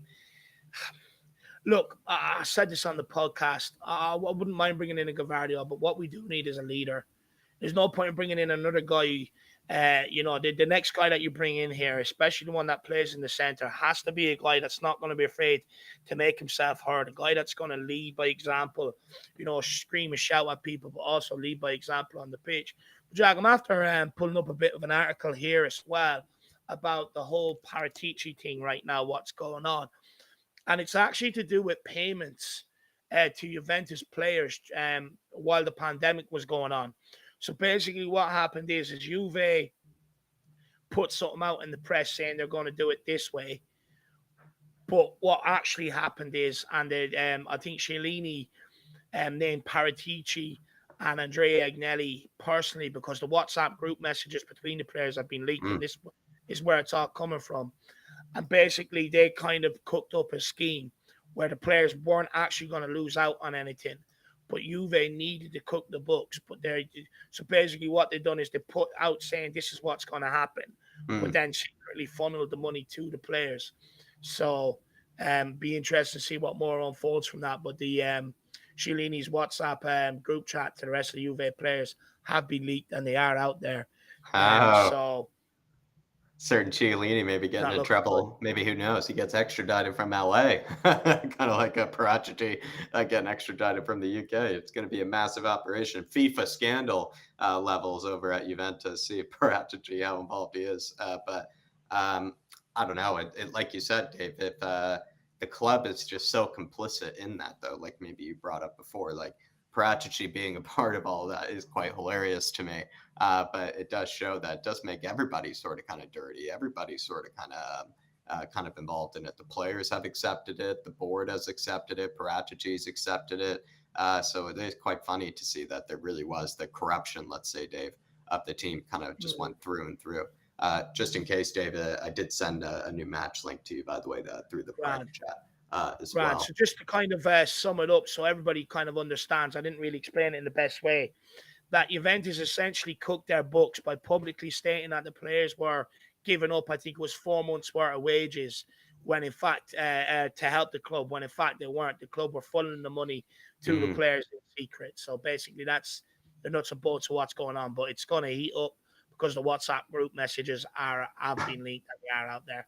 Chiellini's WhatsApp has gotten leaked, everybody. Poor guy. It's going crazy for him in LA. Probably wasn't looking forward to this. Chiellini, especially enjoying his sort of vacation out in the MLS. Amir Sardar in the house saying, what 3 players are needed in January to strengthen our squad and keep us fighting on all fronts? Big up, Jack and David. Hope you're doing well. Come on, new Spurs. Big up, Amir. Good to see you in here. Member for 11 months as well on the fan show. Hopefully we can get you back fit and firing before this tournament, Amir. We're going to need some good chats with you to get ready for this season, to get ready for Boxing Day, because I must say, Boxing Day, we need to start off on the right foot for me. But what 3 players are needed in January to strengthen our squad? It has to be a center back and a right wing back for me, or at least we just need to get some clarity on the right wing back situation. For me personally, Amir, that's just because it doesn't feel like he wants Spence. If he doesn't want Spence, then put him out on loan, let him develop. You don't want to let him just kind of rot away, I think, at the club for the time being. Let him get some confidence somewhere else.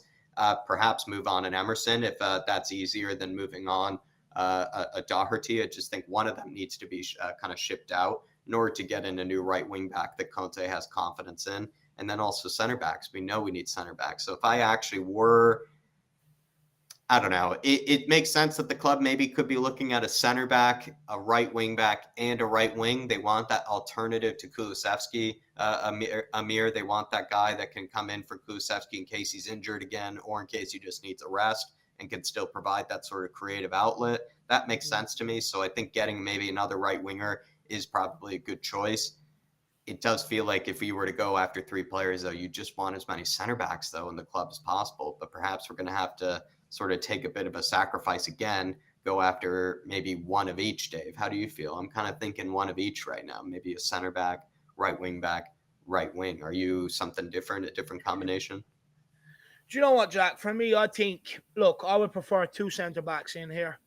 I don't want to see Sanchez or Dyer be given any minutes, whether it's through injuries and they have to come in. I don't want to see it anymore. They're costly, they're shit, they got to go, and they got to go as soon as possible because they're only going to cost us again further down the line. So for me, I want to see 2 centre-backs come in here and another player in the forward area because, look, as much as people say Lucas is a good servant, this, that, and the other, it's like anything. If you know you're leaving a job, you're like, yeah, you may have the intention to put it all in, but you just don't put all your body on the line. And for me, look, Lucas is. I don't want him to be hanging around here either. He's already made his plans clear. He wants out. He wants Brazil in the summer. He has no problem seeing down his contract. So look, for me, I want another player in the forward areas. Look, I know everyone's up in arms over the right wing back area, this, that, and the other, but I'm not sure how urgent it is this January. If I'm being brutally honest. Yes, I think Matt Doherty's shit, and look, Emerson hasn't covered himself in glory this season either. But what I will say, Jack, is it's not like we're leaking goals from that area, you know. And when Kulu plays, or you have someone else that he plays well with anybody.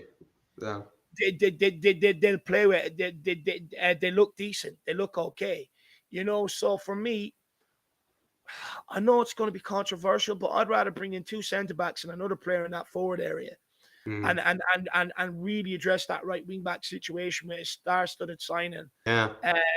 like a Hakimi or someone like that in the summer. But for me, this January, it's all about plugging the gaps, and it's all about Mm, plugging the gaps where it's most costly, which is centre back situation.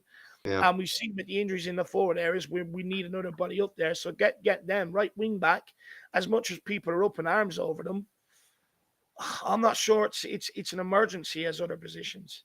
Yeah, well, perhaps then Amir Dave's kind of thinking 2 center backs, get as many center backs in here of quality as possible, and then an alternative to like a Kulusevski in case we find ourselves with an injury with him again, and maybe think about right wing back then in the summer. Interesting take there. Mm. Big up, Amir, and good to see you in here Be as back in well. a And second, Jack, on the yeah, message just Dave, need. get a glass of water, to take a break, take a moment, and then we'll see you back in here. Pick up Amir and 11 months of support as well. You absolute legend.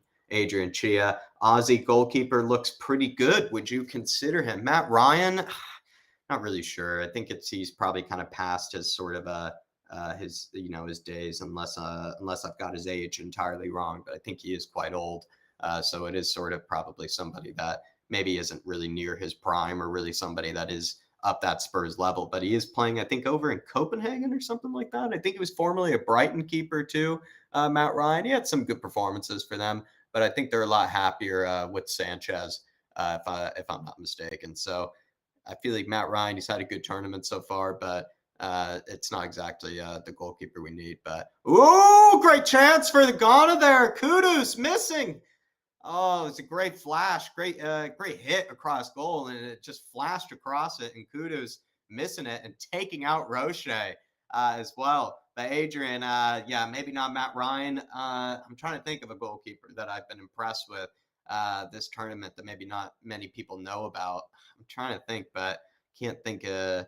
I don't know. Neuer's just looked absolutely brilliant, but of course, we're never getting a guy like him. But he has looked basically like the best goalkeeper this tournament, at least for me personally, just with how ridiculous he is with the ball at his feet. But I'm going to have to think about it a bit longer because I don't really know what goalkeeper I've been really that impressed with that I think is probably worth Spurs, let's say, taking a look at. Big up, my man. Big up, Adrian.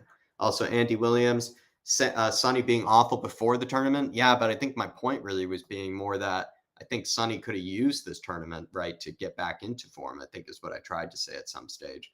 And that if he could have had this tournament be a bit of a confidence booster for him. And it just simply hasn't been. He's still kind of carrying in that poor form that you're talking about, my man. Absolutely right. And then for the Australians, for the Aussies, I honestly had it so wrong there, Xavier. I had it so wrong.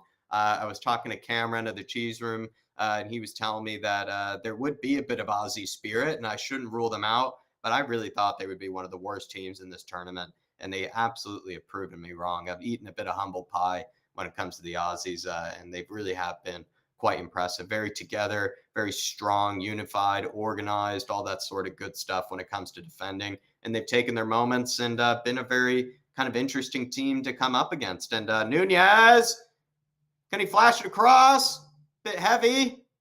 Goes out of play. Oh, but Suarez able to keep it in, putting on the burners there. But absolutely crazy, Xavier, that Australia have gone through with such a group like that. And I really did have a howler when it came to, I think Denmark, I think I even had going as far as like the semis or something like that. So I really had an absolute howler, Xavier. And like I said, in my predictions, I thought Australia would be one of the worst teams in the tournament. Crazy, my man. Absolutely crazy.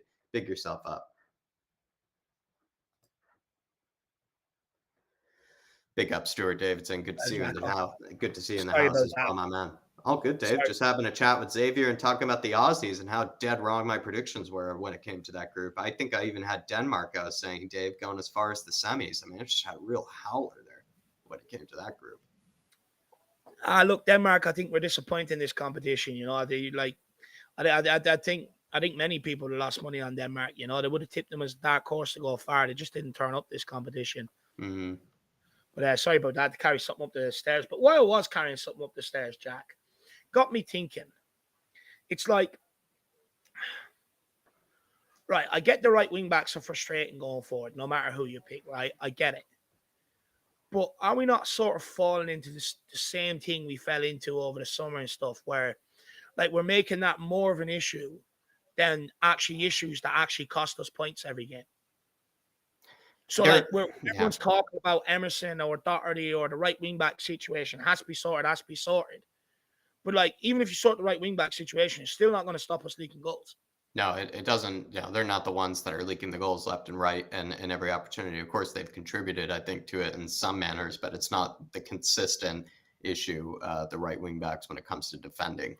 That's definitely the case. And there have been moments, like you said, when Kulusevski is fit, Kulusevski kind of brings the best out of them, whether that be a whole lot or whether that's good enough for right now. Definitely, certainly not good enough, but it's not exactly the worst problem that maybe we have. It definitely was a problem, I think, when Kulusevski wasn't healthy, when he wasn't available. It did make our right wing backs look a whole lot worse. But that is sort of maybe what makes Kulusevski so brilliant for the time being, is that he's able to get a bit of a tune out of Emerson. He's able to get a bit of a tune out of Matt Doherty, whoever he really plays with.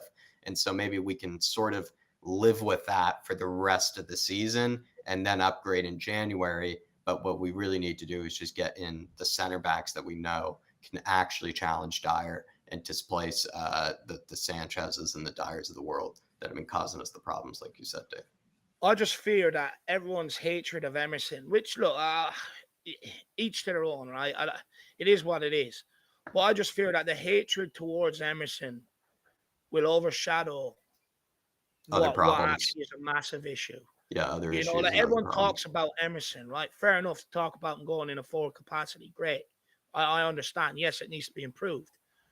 But no one talks about Dyer. The amount of goals that the guy has leaked, the amount of points that he's cost us, Sanchez, this, that, and the other. And it's just, I just don't want us to be making the right wing back this urgent, massive issue that needs to be addressed right away over centre backs. I just don't want to see it happen because I will go mad. It's like, how many times do you have to keep seeing guys make the same mistakes, cost you? That's why a lot of people were frustrated over the likes of October and stuff like that. And it's kind of like, we cannot do this again. Yeah. Can't do this again where it's outraged over another position when, okay, I get it's frustrating going forward, but it's not costing us points effectively the way other areas are. And I just don't want to see this being blown up. I like you people have to focus on the areas that cost us because, yeah, you address a right wing back, might look a bit better going forward. But you're still going to have the same results where you're asking boys to conjure up 4 or 5 goals between them for just to get 3 points. Sometimes 2 just to get a point. Can't keep happening. Yeah. Yeah. I know what you're saying, Dave. And it does feel like, is one center back good enough for January? Because it means that you probably have to get it right. You have to get it perfectly right. Because if you end up with another center back that doesn't, let's say, fit the bill or isn't good enough for Conte to start consistently ahead of some of these players that, they're causing us issues in the defense, then we sort of find ourselves in not really fixing the issue. So is one Because center we've done back going this to in be the good enough, summertime. or do you go after two? By getting 2, are you making sure that you're sort of making clear to the back line that we're making improvements here and we're trying to improve the team dramatically, right? It's got to happen. It's Maybe got to happen getting because 2 we've done center it over backs the sends more of a summertime. message to the team as well. We've done it over the summer, right? What we've done is we took the Brentford and the Brighton game in isolation. Forgot about the rest of the games. Took the Brentford and Brighton game in isolation. And goes, no, we need creativity. And I was trying to tell people it's 2 games out of a run of 15. Goals is not a problem at Tottenham. We always score goals. And then all of a sudden, the defense start costing us in October, November. Everyone's outraged about the defense. It's like, oh, you weren't saying that in the summer. You took the Brentford and the Brighton game in isolation and deemed, no, we need quality because we failed to break down these 2 teams in a run of 15, 16 games. And I just see the same thing starting to creep up again, where it's right wing back, creativity from there. It's like, okay, great, but when we have defenders who can't deal with long balls, players running in behind them, players running at them, what good is what good is talking about right wing back right now doing for the club? It's not.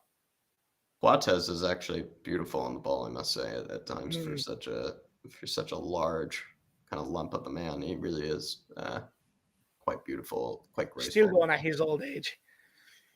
Yeah, he's kind of the way he even carries it is actually similar to how Godin did. Actually, they sort of carry the ball the same way. So he's kind of carrying that sort of legacy. I'm gonna go to the restroom real quick, Dave. Yeah, work away. Suarez having a go at the referee there. Things you love to see. Never change, Louis. Never change. Chewy Suarez. Uruguay have a good free kick here, though, in a very good position. Who's standing over it? I think that's Valverde and the Arskieta, the goal scorer for Uruguay with the 2 goals. Both standing over this. It's left for it looks like Valverde. It's another good delivery in to another dangerous position. Ghana do well to get rid of it, though. Uruguay pick it back up. Who's that? Palestri. He's offside.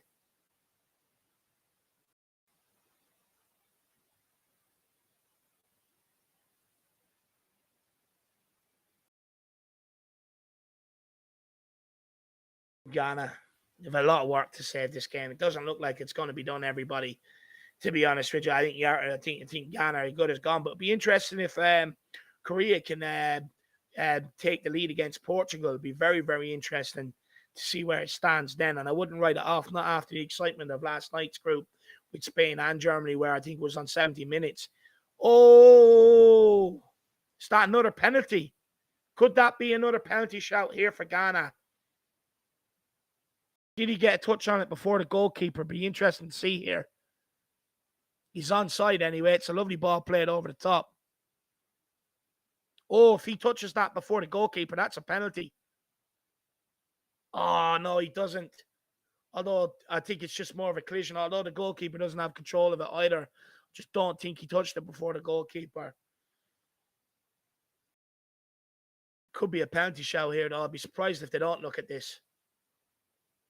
I'd love to see them give it just to make the group a bit more interesting. Or the second half a bit more interesting. But Roche, again, not covering himself in glory. Gave away the first penalty, of course, in poor circumstances.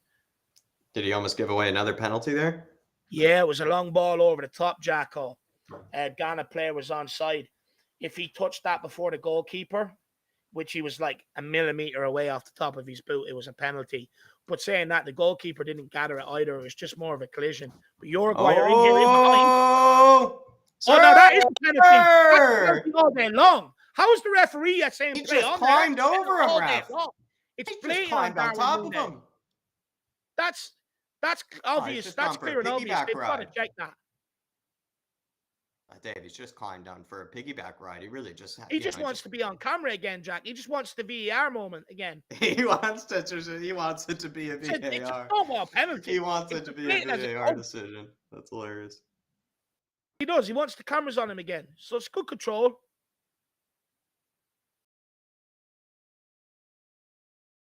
Well, I mean, that standing leg right there looks like he took out sweeped his leg.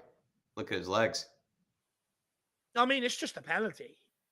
Did he get the ball at any stage? Oh, he needs to screen. Imagine that, Jack. He needs to screen to see if it's a penalty. Yeah, maybe he just likes looking at the screen, Dave. Maybe he just really enjoys going over to the iPad. Look, he'll wink to his girlfriend now in a minute. Watch, little wink. Yeah, maybe he's not even watching the game, Dave. Maybe he's just going over to the FaceTime camera with his girlfriend. You're absolutely right, with the missus. Like, I'm sorry, but this is just poor officiating. He actually shouldn't need VAR for this.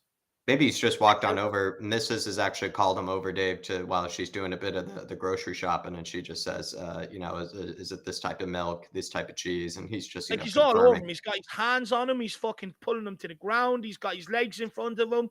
I mean, it's just a stonewall penalty. This referee, I mean, how long does he need to look at it? He's just sweeped his legs. He's gone to ground. It's just a pure penalty. How many more times does ref need to look at it? Yeah. Oh, he's got to look at it with a side angle as well. He's got to look at it with a side edge as well. Oh, here it is. Oh my Lord. This guy is a howler.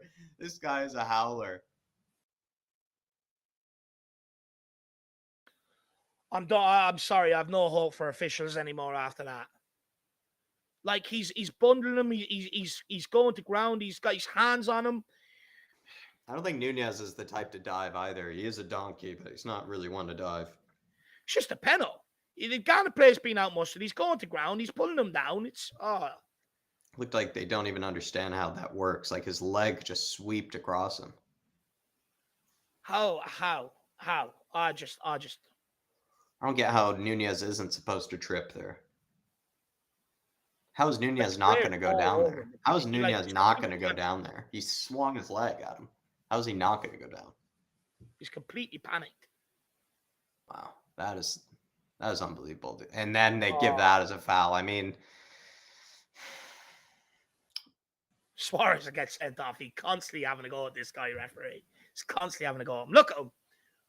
Composure, guys. Oh, if I was a player, I'd be pulling that earpiece off his head. And he got given a yellow for it. Suarez is. I'd actually condone my players to intimidate the guy. I would. I'd say every single time he blows that whistle, stand around him. Form a circle. Unbelievable. But given a hand of God gift by the referee there. I've just no faith in officiating anymore.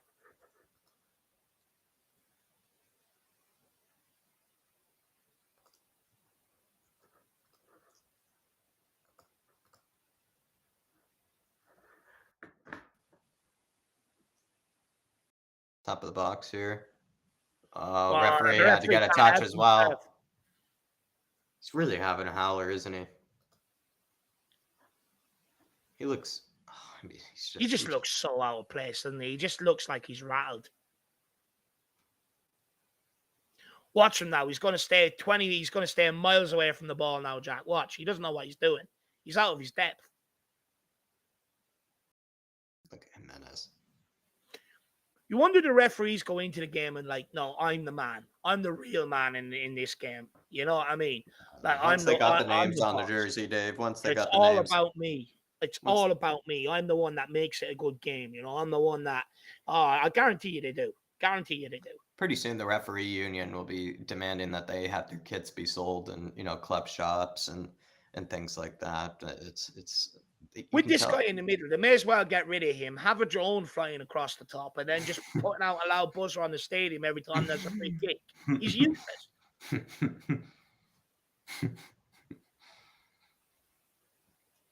Absolutely useless. Fair play to the Ghana fans. They're still dancing away in there. They'll be dancing all game. Enjoying themselves. Love to see it. Taking it kind of like the Irish, I would say, and no matter what, still having a good tournament, having a good time. Yeah, true. Ours just comes from a place of being hurt all the time. You know, it's like we're going to actually have a chance. Drunk. Ghana should have more of a chance, maybe. It's like, look, the next 90 minutes, we're going to watch shit football. It's going to be freezing cold. Let's just warm ourselves up with some whiskey. Here it is. Forget about it. Thomas Partey, the Gooner. Kudos, good pass there. Someone too for him. Yeah, why couldn't Partey come off? I'll get Paratici to ring Fasino's agent, see if he can facilitate a payment. Might as well. You're absolutely right. Why couldn't it be Partey that could go off injured? So annoying, isn't it? An injury to Saka would be huge. Oh, good ball! Why is he leaving Where was that keeper going? What is wrong keeper, with him? Dave. This keeper is honestly, he's quite fun to watch. Someone needs to check him for concussion. He's all over the place. He thinks he's a center back here, letting this go. Yeah, he jumps with his head. He can easily just catch that. He realizes he could use his hands, right? He knows he could use his hands. He's got he forgot he was a goalkeeper in that stage. He might have forgot he was a goalkeeper actually in that. He's got no spatial awareness, Jack. Zero. That's what Moon Boots would do as a goalkeeper. He's had a good game, that Fresky. He had a lovely kind of almost poacher's finish and being in the right place at the right time for Suarez's, and then the second goal was honestly a great goal. I don't think he's giving away the ball too much though either. Anytime he's got the ball, he's kept it. He's won something. He's done well. Yeah, he's been clever. He's been very clever. I just thought that second goal, Dave, that finish of his and just the whole goal in general it was nice. It was one of the better goals of the tournament. Good team Hopefully goal. Really good team goal. Jesus Christ. First goal for Ghana was shocking defending. I remember. It was absolutely shocking. It was. Defending. Oh, here it is. Oh, how's he how did he miss? Who's that? Is that Fusino Palestri? Looks like it. Palestri. Is that the Young United kid? Good chance there. Good bit of football from Uruguay. Oof. Oh, how's it? Barely missed, but he missed. Our guy number 10 standing in the middle for the hat trick, Jacko. Suarez is coming off. He's actually done okay today. Yeah, he's done good. Suarez, he's had a good game. And who's this number 8? That's the guy that just missed the opportunity.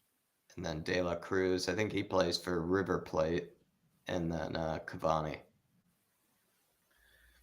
Cavani will nick a goal here. Even though he's old, his movement is quality. He'll nick a goal here.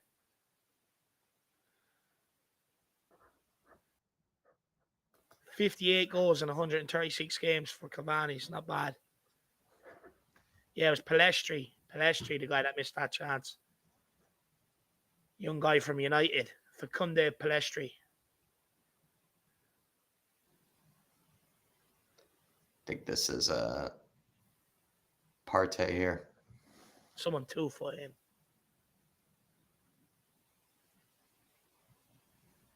Ooh, stiff arm in the face. Partey. Don't run away from him. Just 2-foot him. A couple of injuries to some Arsenal players would be really helpful with this World Cup. I think Cavani could cause them some problems here if he's up for it. He's a fox in the box. He'll definitely nick a goal. The way that Ghana defense is sliding in all over the place, he'll definitely nick so. I think the way also that maybe him and Suarez are, right, they're a bit old, but if they can give 60 minutes of good hard pressing and good hard work off the ball as well. Suarez worked really hard off the ball by the looks of it. He was getting stuck in, being a bit of a nuisance, bit of a house, as we always know, Dave. And Cavani probably will do the same for the next 40 minutes or 24 minutes.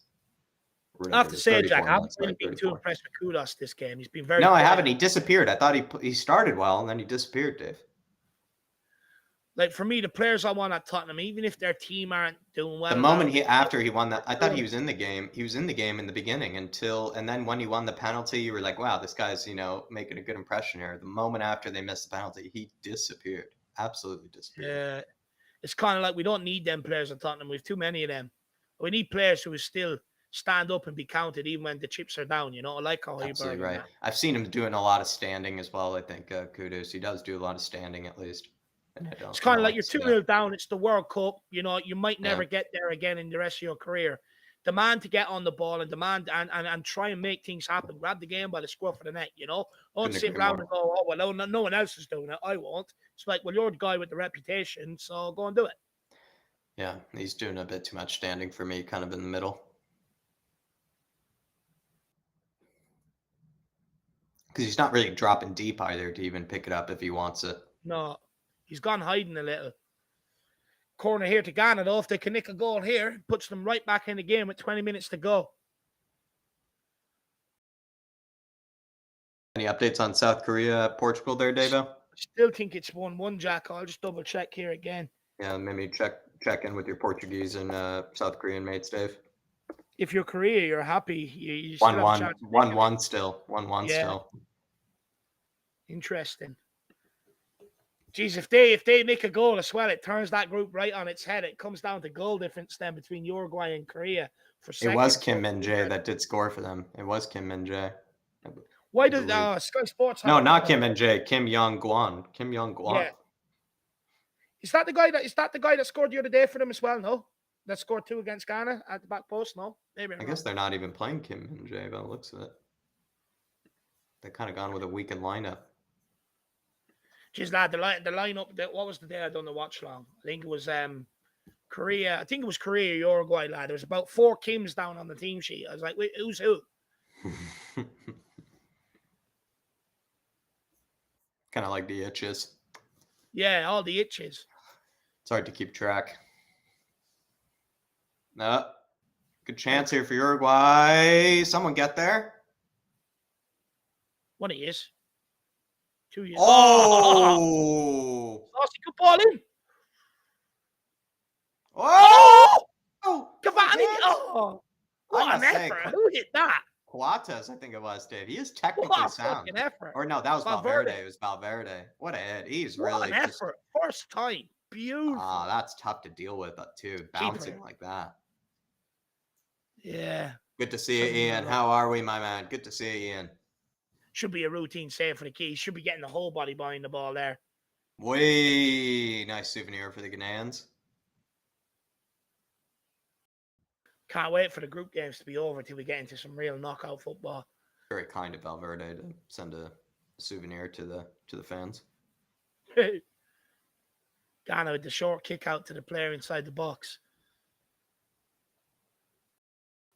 I think they should go a bit more long ball here, Ghana. 2-0 down. They're not exactly going at all cylinders, are they, to try and get back into this game? They're not sending it long, and I think they should. Here we go. Salisu. There we go. Working themselves up the pitch here. Kudus. Back to Kudus. Nice little skill. Oh, there we Skills are. by him again. Skills by another. Oh, selfish maybe.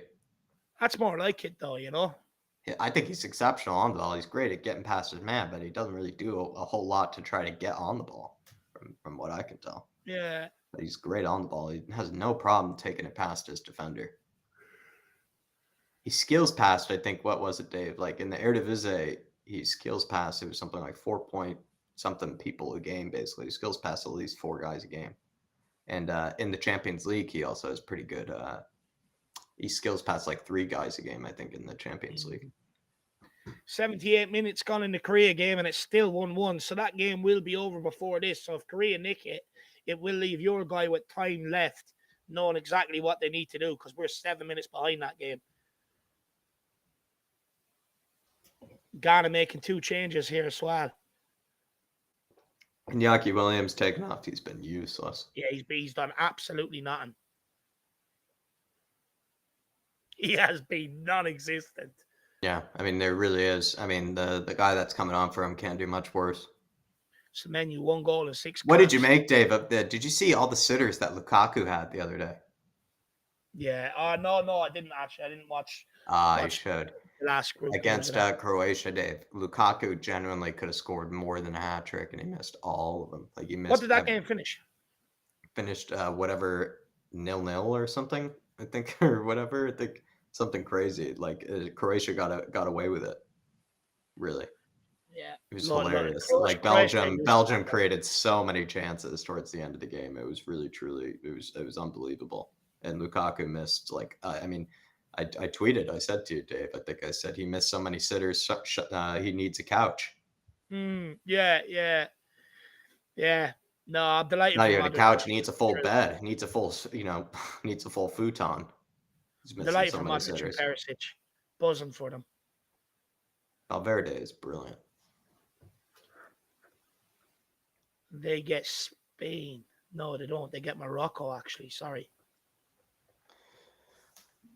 Interesting. Adrian Chia, Ghana not following the script. Damn Gooners. You can't predict what a Gooner will do, Adrian. That's not on you, Adrian. That's not on you. Don't worry about that. I mean, the Gooners, I mean, they're an unpredictable lot, and they just go against, all sort of human conventions. And, I don't know, Dave. No shame on Adrian for not knowing what a Gooner would do. No, not at all. Adrian, do you know what, lad? Ghana, as soon as they went 2-0 down, they just lack the belief. You just look at them the way they're playing. There's no belief that they're going to get back into this game whatsoever. Yeah. Big up, though, Adrian. Appreciate it, my man. Yeah, big up. The fans have shown up more, I would say, Adrian. Yeah.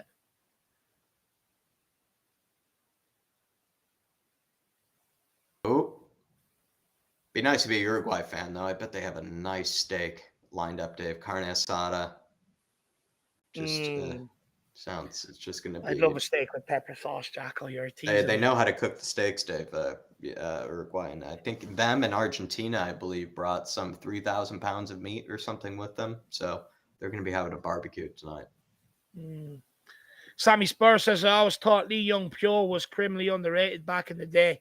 I'll be honest, I didn't rate him whatsoever. I mean, what was it? I think it was the game against Man United that effectively ended his Spurs career. He was absolutely atrocious. I didn't rate him at all, to be honest with you, my man. I didn't think he was great. Any Korean players you've come across in Football Manager, Dave? No, I haven't played the new one yet, Jacko. Okay. Haven't played the new one yet. I'll tell you who I was impressed with. Your guy that's playing in Spain. Lee Kang-in. Yeah, Kang-in Lee. He's good in Football Manager. Yeah, he's good. He's good in the last Football Manager anyway. But he's had a couple of minutes for career. He's looked decent. Yeah, he's playing in. He's playing in the. One of the goals against yeah. If not both of them, actually against Ghana, if I'm correct. I think he had some. I think he's playing kind of as a bit of a creative mid for them at the moment too, which is I think kind of the right position for him, if you ask me. So. Big up, Adrian Chia. Really appreciate it, brother. And like I said, no shame on you. Can't predict a gooner. I'd like to see Ghana get one just to make it interesting for the last few minutes. Oh, that's shocking defending. Oh, you're a guy with the break here. Jeez, if they get their head, if Darwin gets his head up, there's about 6 on 2. He wouldn't do that. Why doesn't he lift his head? Just lift your head up. He completely ruined that attack. If he just got the ball and played it back inside first time, they were away. It's like 5 on 2. He, honestly, if I was managing him, I would slap the shit out of him in the dressing room. He'd frustrate me. Kudos. Just doesn't. I've even seen him do it for Liverpool. Just head down. Wants to run. He misses now. Salah, you can tell, gets so frustrated with him. I would. I'd be so pissed off at him. I'd be like, lad, get your head up. Another giveaway here.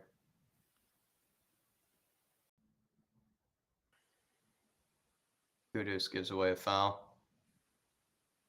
Yeah, this Ghana team. Oh! There hasn't been a hat-trick scored in the World Cup yet, has there? I'm trying to think. I don't think so. I'd love to see that guy get his hat-trick. Enter Valencia certainly has. I think he had 2 braces. Enter Valencia. That's crazy. Yeah. Two braces, and they somehow didn't get out.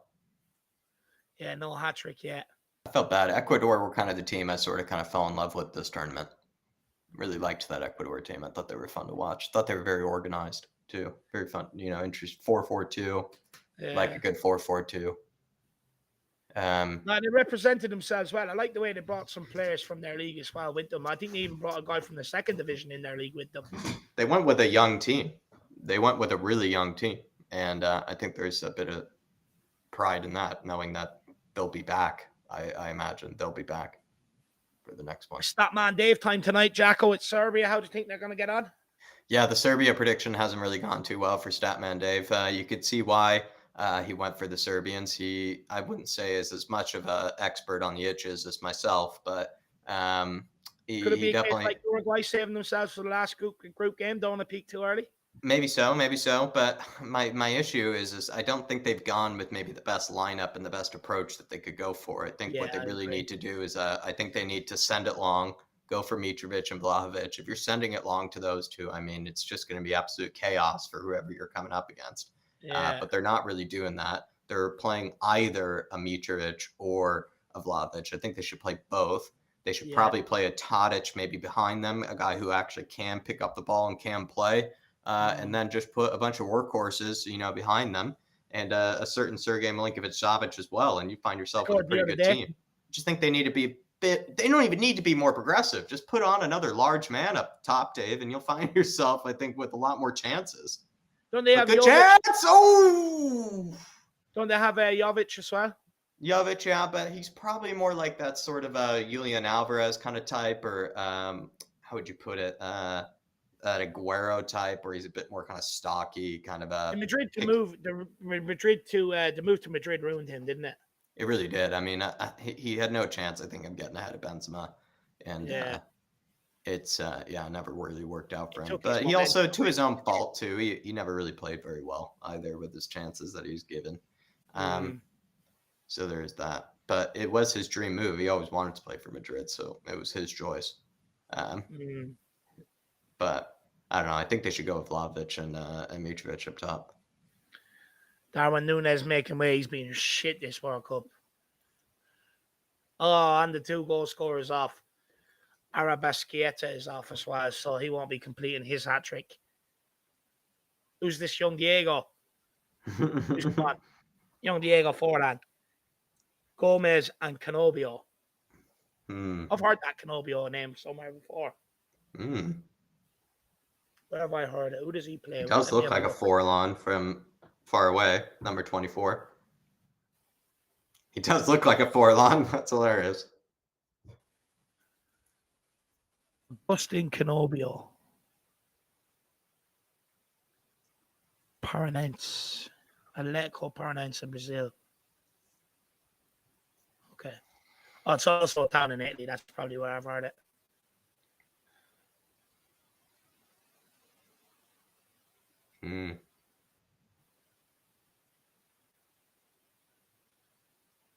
Maybe he scored against me in Football Manager when I was manager of Ireland. Oh, nice little skill there. Kudus! Oh, that was a good effort. Yeah, he has a good shot on him, I think, too, Kudus. Sammy Spur says Kane's saving up the hat-trick for the knockouts. Ooh, good hit. That was a good... it almost went in, Dave. The parry. He also didn't parry that too confidently either. Again, Roche, that guy is shaky. Yeah, he is shaky. Do you know what, Sammy Spur? When it comes to Kane, yeah, you can make the argument that not a lot has been created for him, which I think is a fair argument to make. There hasn't really been much put in behind for him, put in for the box for him to go and attack. But Kane also hasn't offered himself up an awful lot either. Look, I think this one's more down to himself that he hasn't scored yet, to be honest with you. You know, if he offered himself up more in behind than that for the Iran game, I think he would have been on the score sheet by now. Yeah. He wants everything 2 feet. He doesn't want to be running after the ball anymore. He just wants to be on the ball. It's not really the role of a striker, too, to have everything expected to be at your feet. No. You need to be able to do the other work as well. So you are right about that. Kudos here. Ooh. He is tricky. Ghana, they've left it a bit late to go for it, haven't they? I think they have. I feel they've been a bit sort of like disjointed, if you ask me. They don't really seem to all be on the same page. Jeez, that Portugal Korea game must be nearly over. Let's see if there's any late ongoings in that game.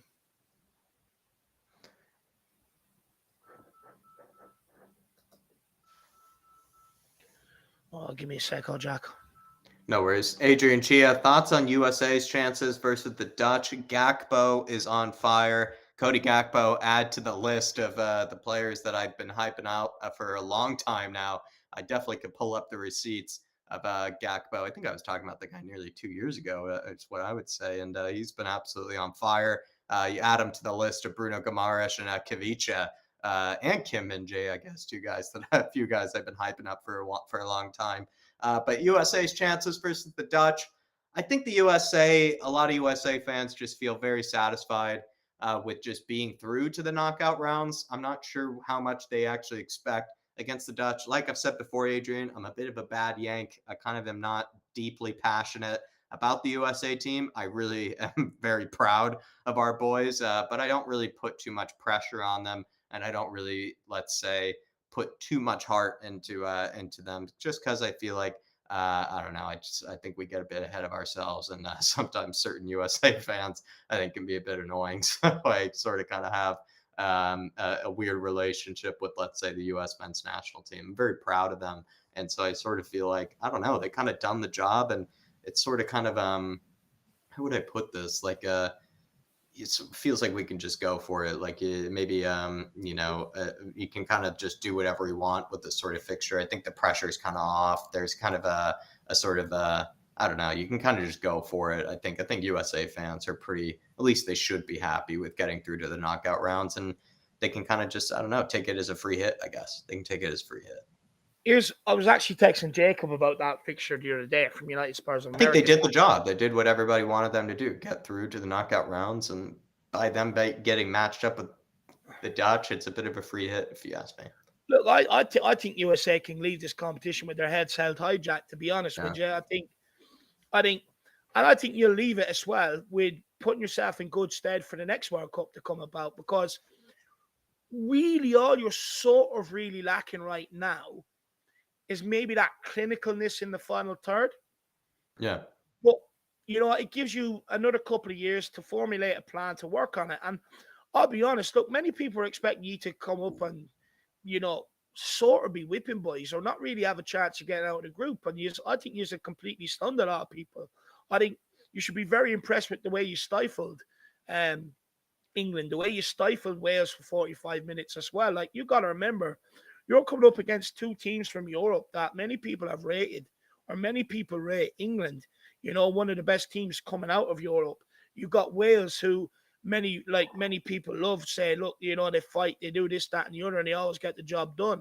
You had no hope coming out of this group. So I think you should definitely be proud of yourselves and hold your heads up high. But with going into the Holland game, Jack, when I look at it, right, you've got Korea are ahead of Uruguay. Oh! Korea have scored. Korea scored. Korea won. To go for another goal. Korea might win here. Oh, we're not going to Ghana through. Oh, and he's through again. Quantic. Dave, this game has come alive. Korea's up. It's coming alive. Let me take a look, everybody. Let me take a look. I'll get back to the USA-Netherlands game in a minute. Sorry about that, Adrian, but just give me a minute, my man. This is after heating up. Yeah, I'm just going to check the group again, but as far as I'm aware, that does put Korea, they're level on goal difference as well, in the group. Where is it? So, as it stands, Portugal on 6 points, Korea on 4 points with 0 goal difference, Uruguay on 4 points with 0 goal difference, Ghana sitting there on 3 points. Darren Núñez is crying. Suarez is crying. They've somehow bottled it. Who scored? I don't even know if they have bottled it. I mean, I think Uruguay has shown well, Dave. 2-0. 2-0. I mean, that's what you're asking for, right? That's what you want, is a 2-0. Hwang with the winner. South Korea fans crying in the stands. Dak Sung-ji. Where's Dak Sung-ji? He must be absolutely loving life. I can't even believe them, Dave. I counted them out. I counted them out completely today. I really thought they had no chance at all. Wow. I counted them out as well. I was very disappointed with what I've seen over the 2 games of them. Oh, my Lord. Wow. Son's assist. Who finished it? Was it Hwang? Yeah, Hwang scored it. Wang Hee-chan from a Sunny assist as well. Look at this goalkeeper. Look at that. Oh, my Lord. Wow. Oh, my Lord. That is unbelievable. Dave, I mean, this is the group of death, too. I mean, we've probably been a bit harsh on Korea maybe as well, because this really was, we thought, the group of death. Korea, Portugal, and Ghana. Any of these teams we kind of thought had a chance of going through here. And Korea getting it on the last day. And I kind of ruled them out. Oh, what a save from Cavani. Oh, my God, what a save. A header from 6 yards out. Even he's questioning how that hasn't gone in. Linesman is giving offside anyway, but what a save from the goalkeeper, Jack. I didn't see it. I was looking at the Korea game. I also have that one on. Here we are. Della Red with the cross in. Cavani, yeah, he is offside. It's a good call. He's 6 yards out. Oh, what a freak save. Yeah, you think he buries that. Oh, what a save. Unbelievable.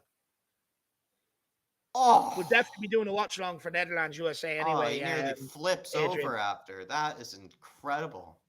And all Uruguay needs is that one goal, and they'll come out second. Are you serious? So that was their chance. Yeah, they only need one goal, and they'll come out second. They have a huge. It's a bit like the Germany game, though, right? Where they have a lot of sort of time difference between them and the Portugal game, but I'm not sure how much added time they're going to give to Uruguay. I wonder whether they'd be looking back at that Darwin Núñez penalty decision. Ronaldo looking. I mean, Portugal go through no matter what, right? Yeah, they're on 6. They're on 6 points. They go through no matter what. Suarez is in tears. He knows his Uruguay career is coming to an end. That is incredible. Flashing before his eyes. I do feel bad for Uruguay, but it is lovely to see at least it's Korea of all. Oh, what an upset, Jacko! What an that is insane, Dave. I ruled them out. I'm going to say it again. I ruled them out. Thought it was over. Yeah.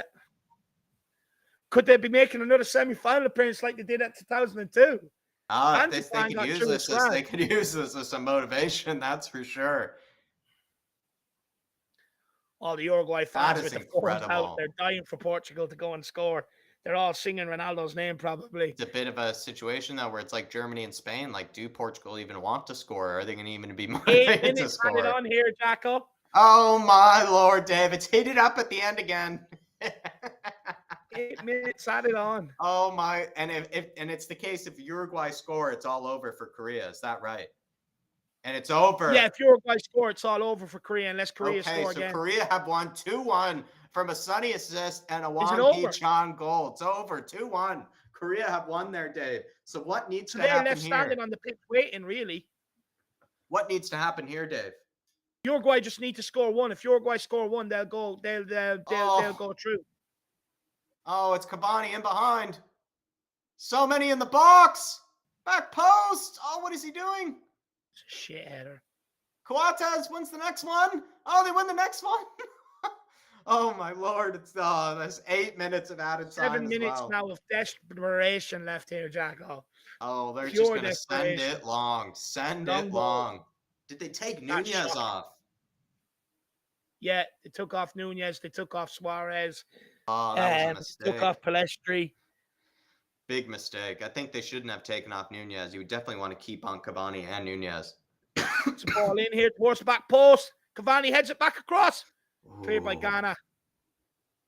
Uruguay looking to pick it up again. Oh, Ghana. Here, though. Oh, they're in behind. Is there enough time for Ghana to get 2 late goals? Fine, Kudus. All together. Kudus. Kudus, good ball. He's way off. Uruguay, just pump it long.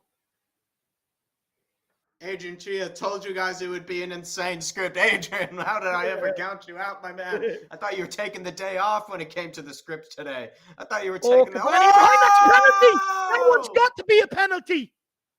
That's got to be a penalty. I don't know about that one, Dave. No, that's got to. He should have given one earlier, but I don't know about this one. He should have given one earlier. There's a late penalty. I don't know about this one. I don't know about this one. No, definitely not. Yeah, you're definitely right, not. The one earlier he should have given earlier in the game. The one earlier. Oh, no, he did. He clipped him. He's clipped him. That's a penalty. Cavani, I think, is looking for it there. He's clipped him. It's got to be a penalty. I don't think Ghana need one. I think it's Uruguay that need one, Ian. And Adrian Chia, like I said, I thought he would be taking the day off with the script. He didn't need to come up with this good of a script, Adrian. Believe me, my man. You didn't need to work this hard, Adrian. Really appreciate it, brother. Whenever he mentions the word script, you know chaos is ensuing. The referee hasn't been having any of these, Ian. He hasn't been allowing Uruguay one penalty. He felt absolutely pained to even give them the first one. Oh.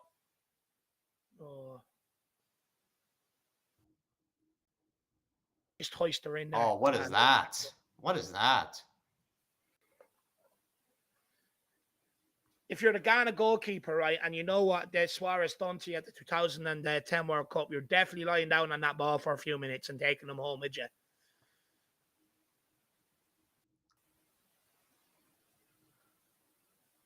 Ian Ferguson not rooting for Uruguay here. He wants South Korea to pull through. That's right. But, I mean, I guess it would certify South Korea if Ghana does score here. If they could be a bit of party poopers. Whoa, getting stuck I wonder in if here. Uruguay or South Korea just standing on the edge. Kudus! Oh, what a block! Oh! Kudus almost scored there. Oh, Thomas Partey! Oh, he's in. That's a penalty. Oh, Uruguay on the attack here, though. break. It's 3-on-2. Cavani, switch it. He's got to run outside and use him. Yeah, the no, overlap. You got to use that runner. Oh, you greedy man. No, he's went wasted it. You got to use that runner. You got to keep the ball moving. Selfish. Very selfish. Oh, skin in the past. Too much. Oh, Valverde. Too much. That's greedy by Valverde there as well. He should have carried on playing. It's not Jimenez. Jimenez, yeah. Good hit. Or Gomez. I don't even know that. Maxi Gomez, right? Maxi Gomez. So greedy. You got 3-on-2. You got to keep that ball moving. So greedy.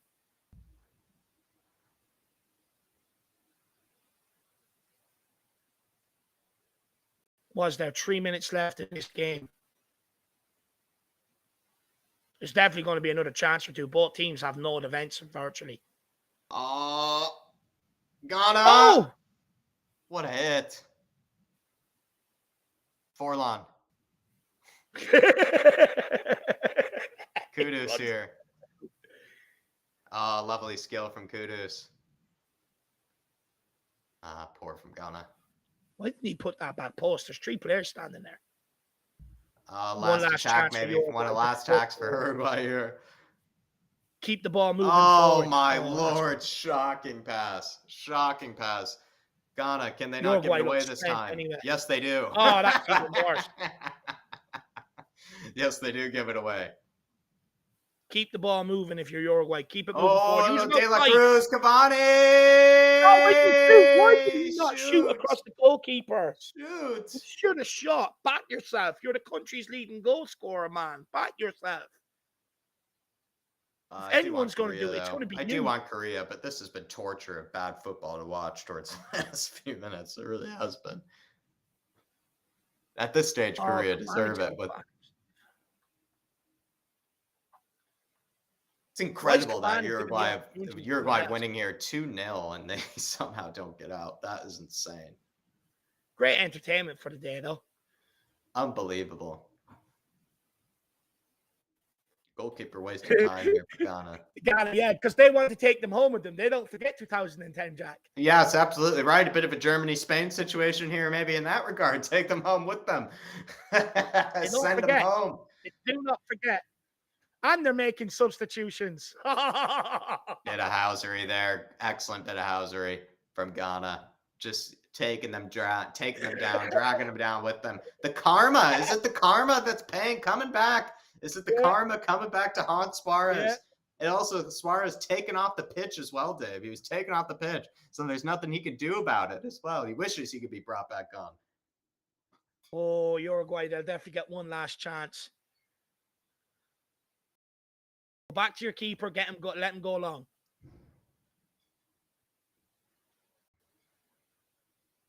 Forlan doesn't win the header. Now just go back to your keeper and go long. Should have done that the first time, you twat. Oh, and the keeper fails to go long. Just plays everybody. Oh, they played around it, though. That's a shocking long ball. Wow. Goalkeeper doesn't even take any time there, which is odd.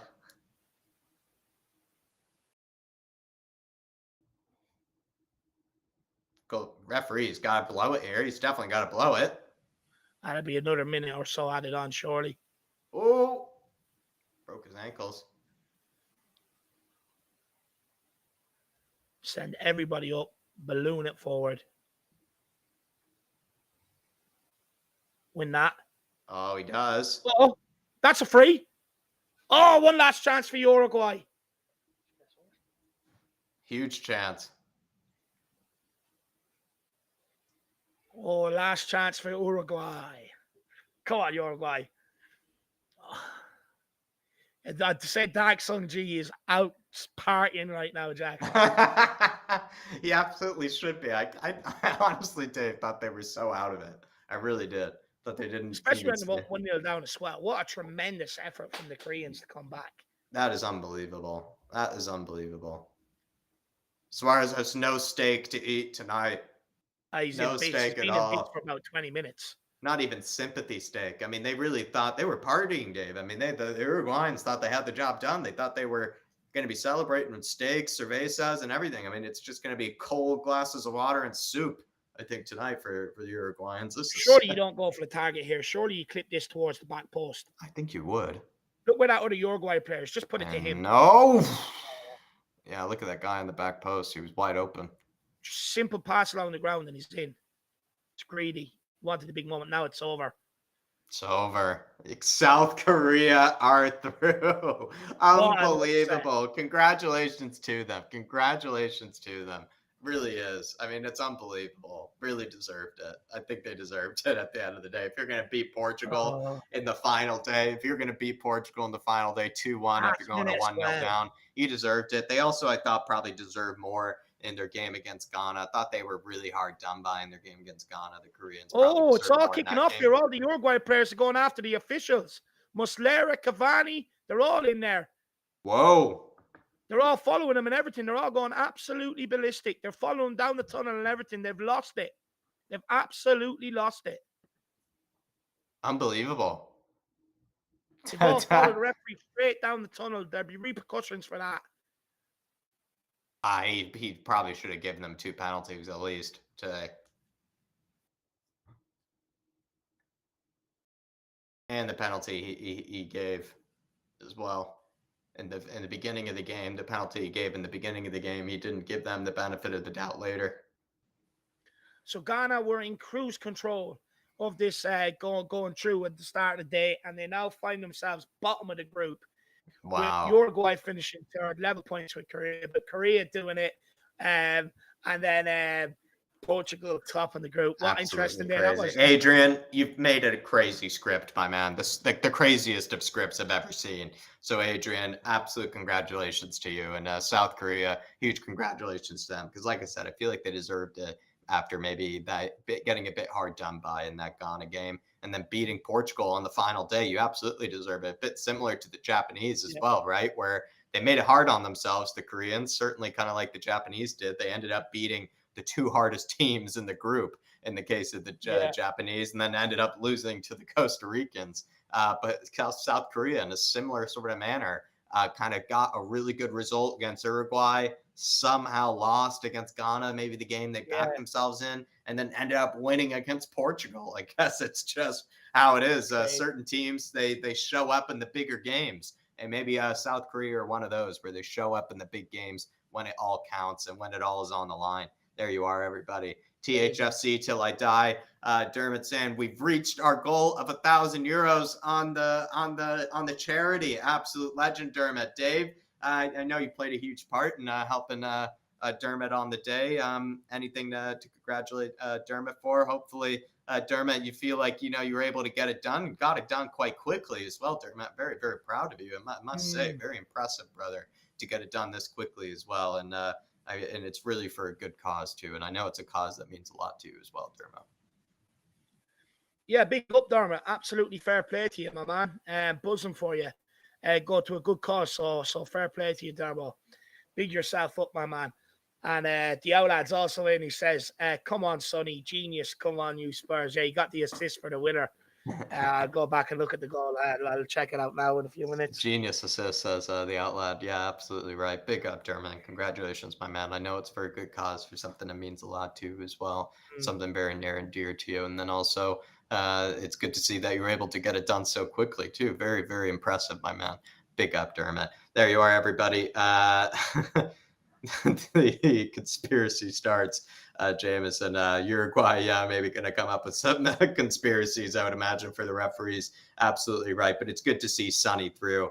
Disappointing maybe for the likes of Bentancur. Maybe he probably could have thought he could have done something had he been able to stay on the pitch. But he is able to go home now all of a sudden. He gets a long time to be able to recover and recuperate for after that injury. And Sonny gets a chance to go through. And Sonny maybe gets a chance to rebuild some confidence in this tournament and not really feel like it was all over for him. He gets another crack at being able to sort of lead his country and get some confidence back in his game. So there you are, everybody.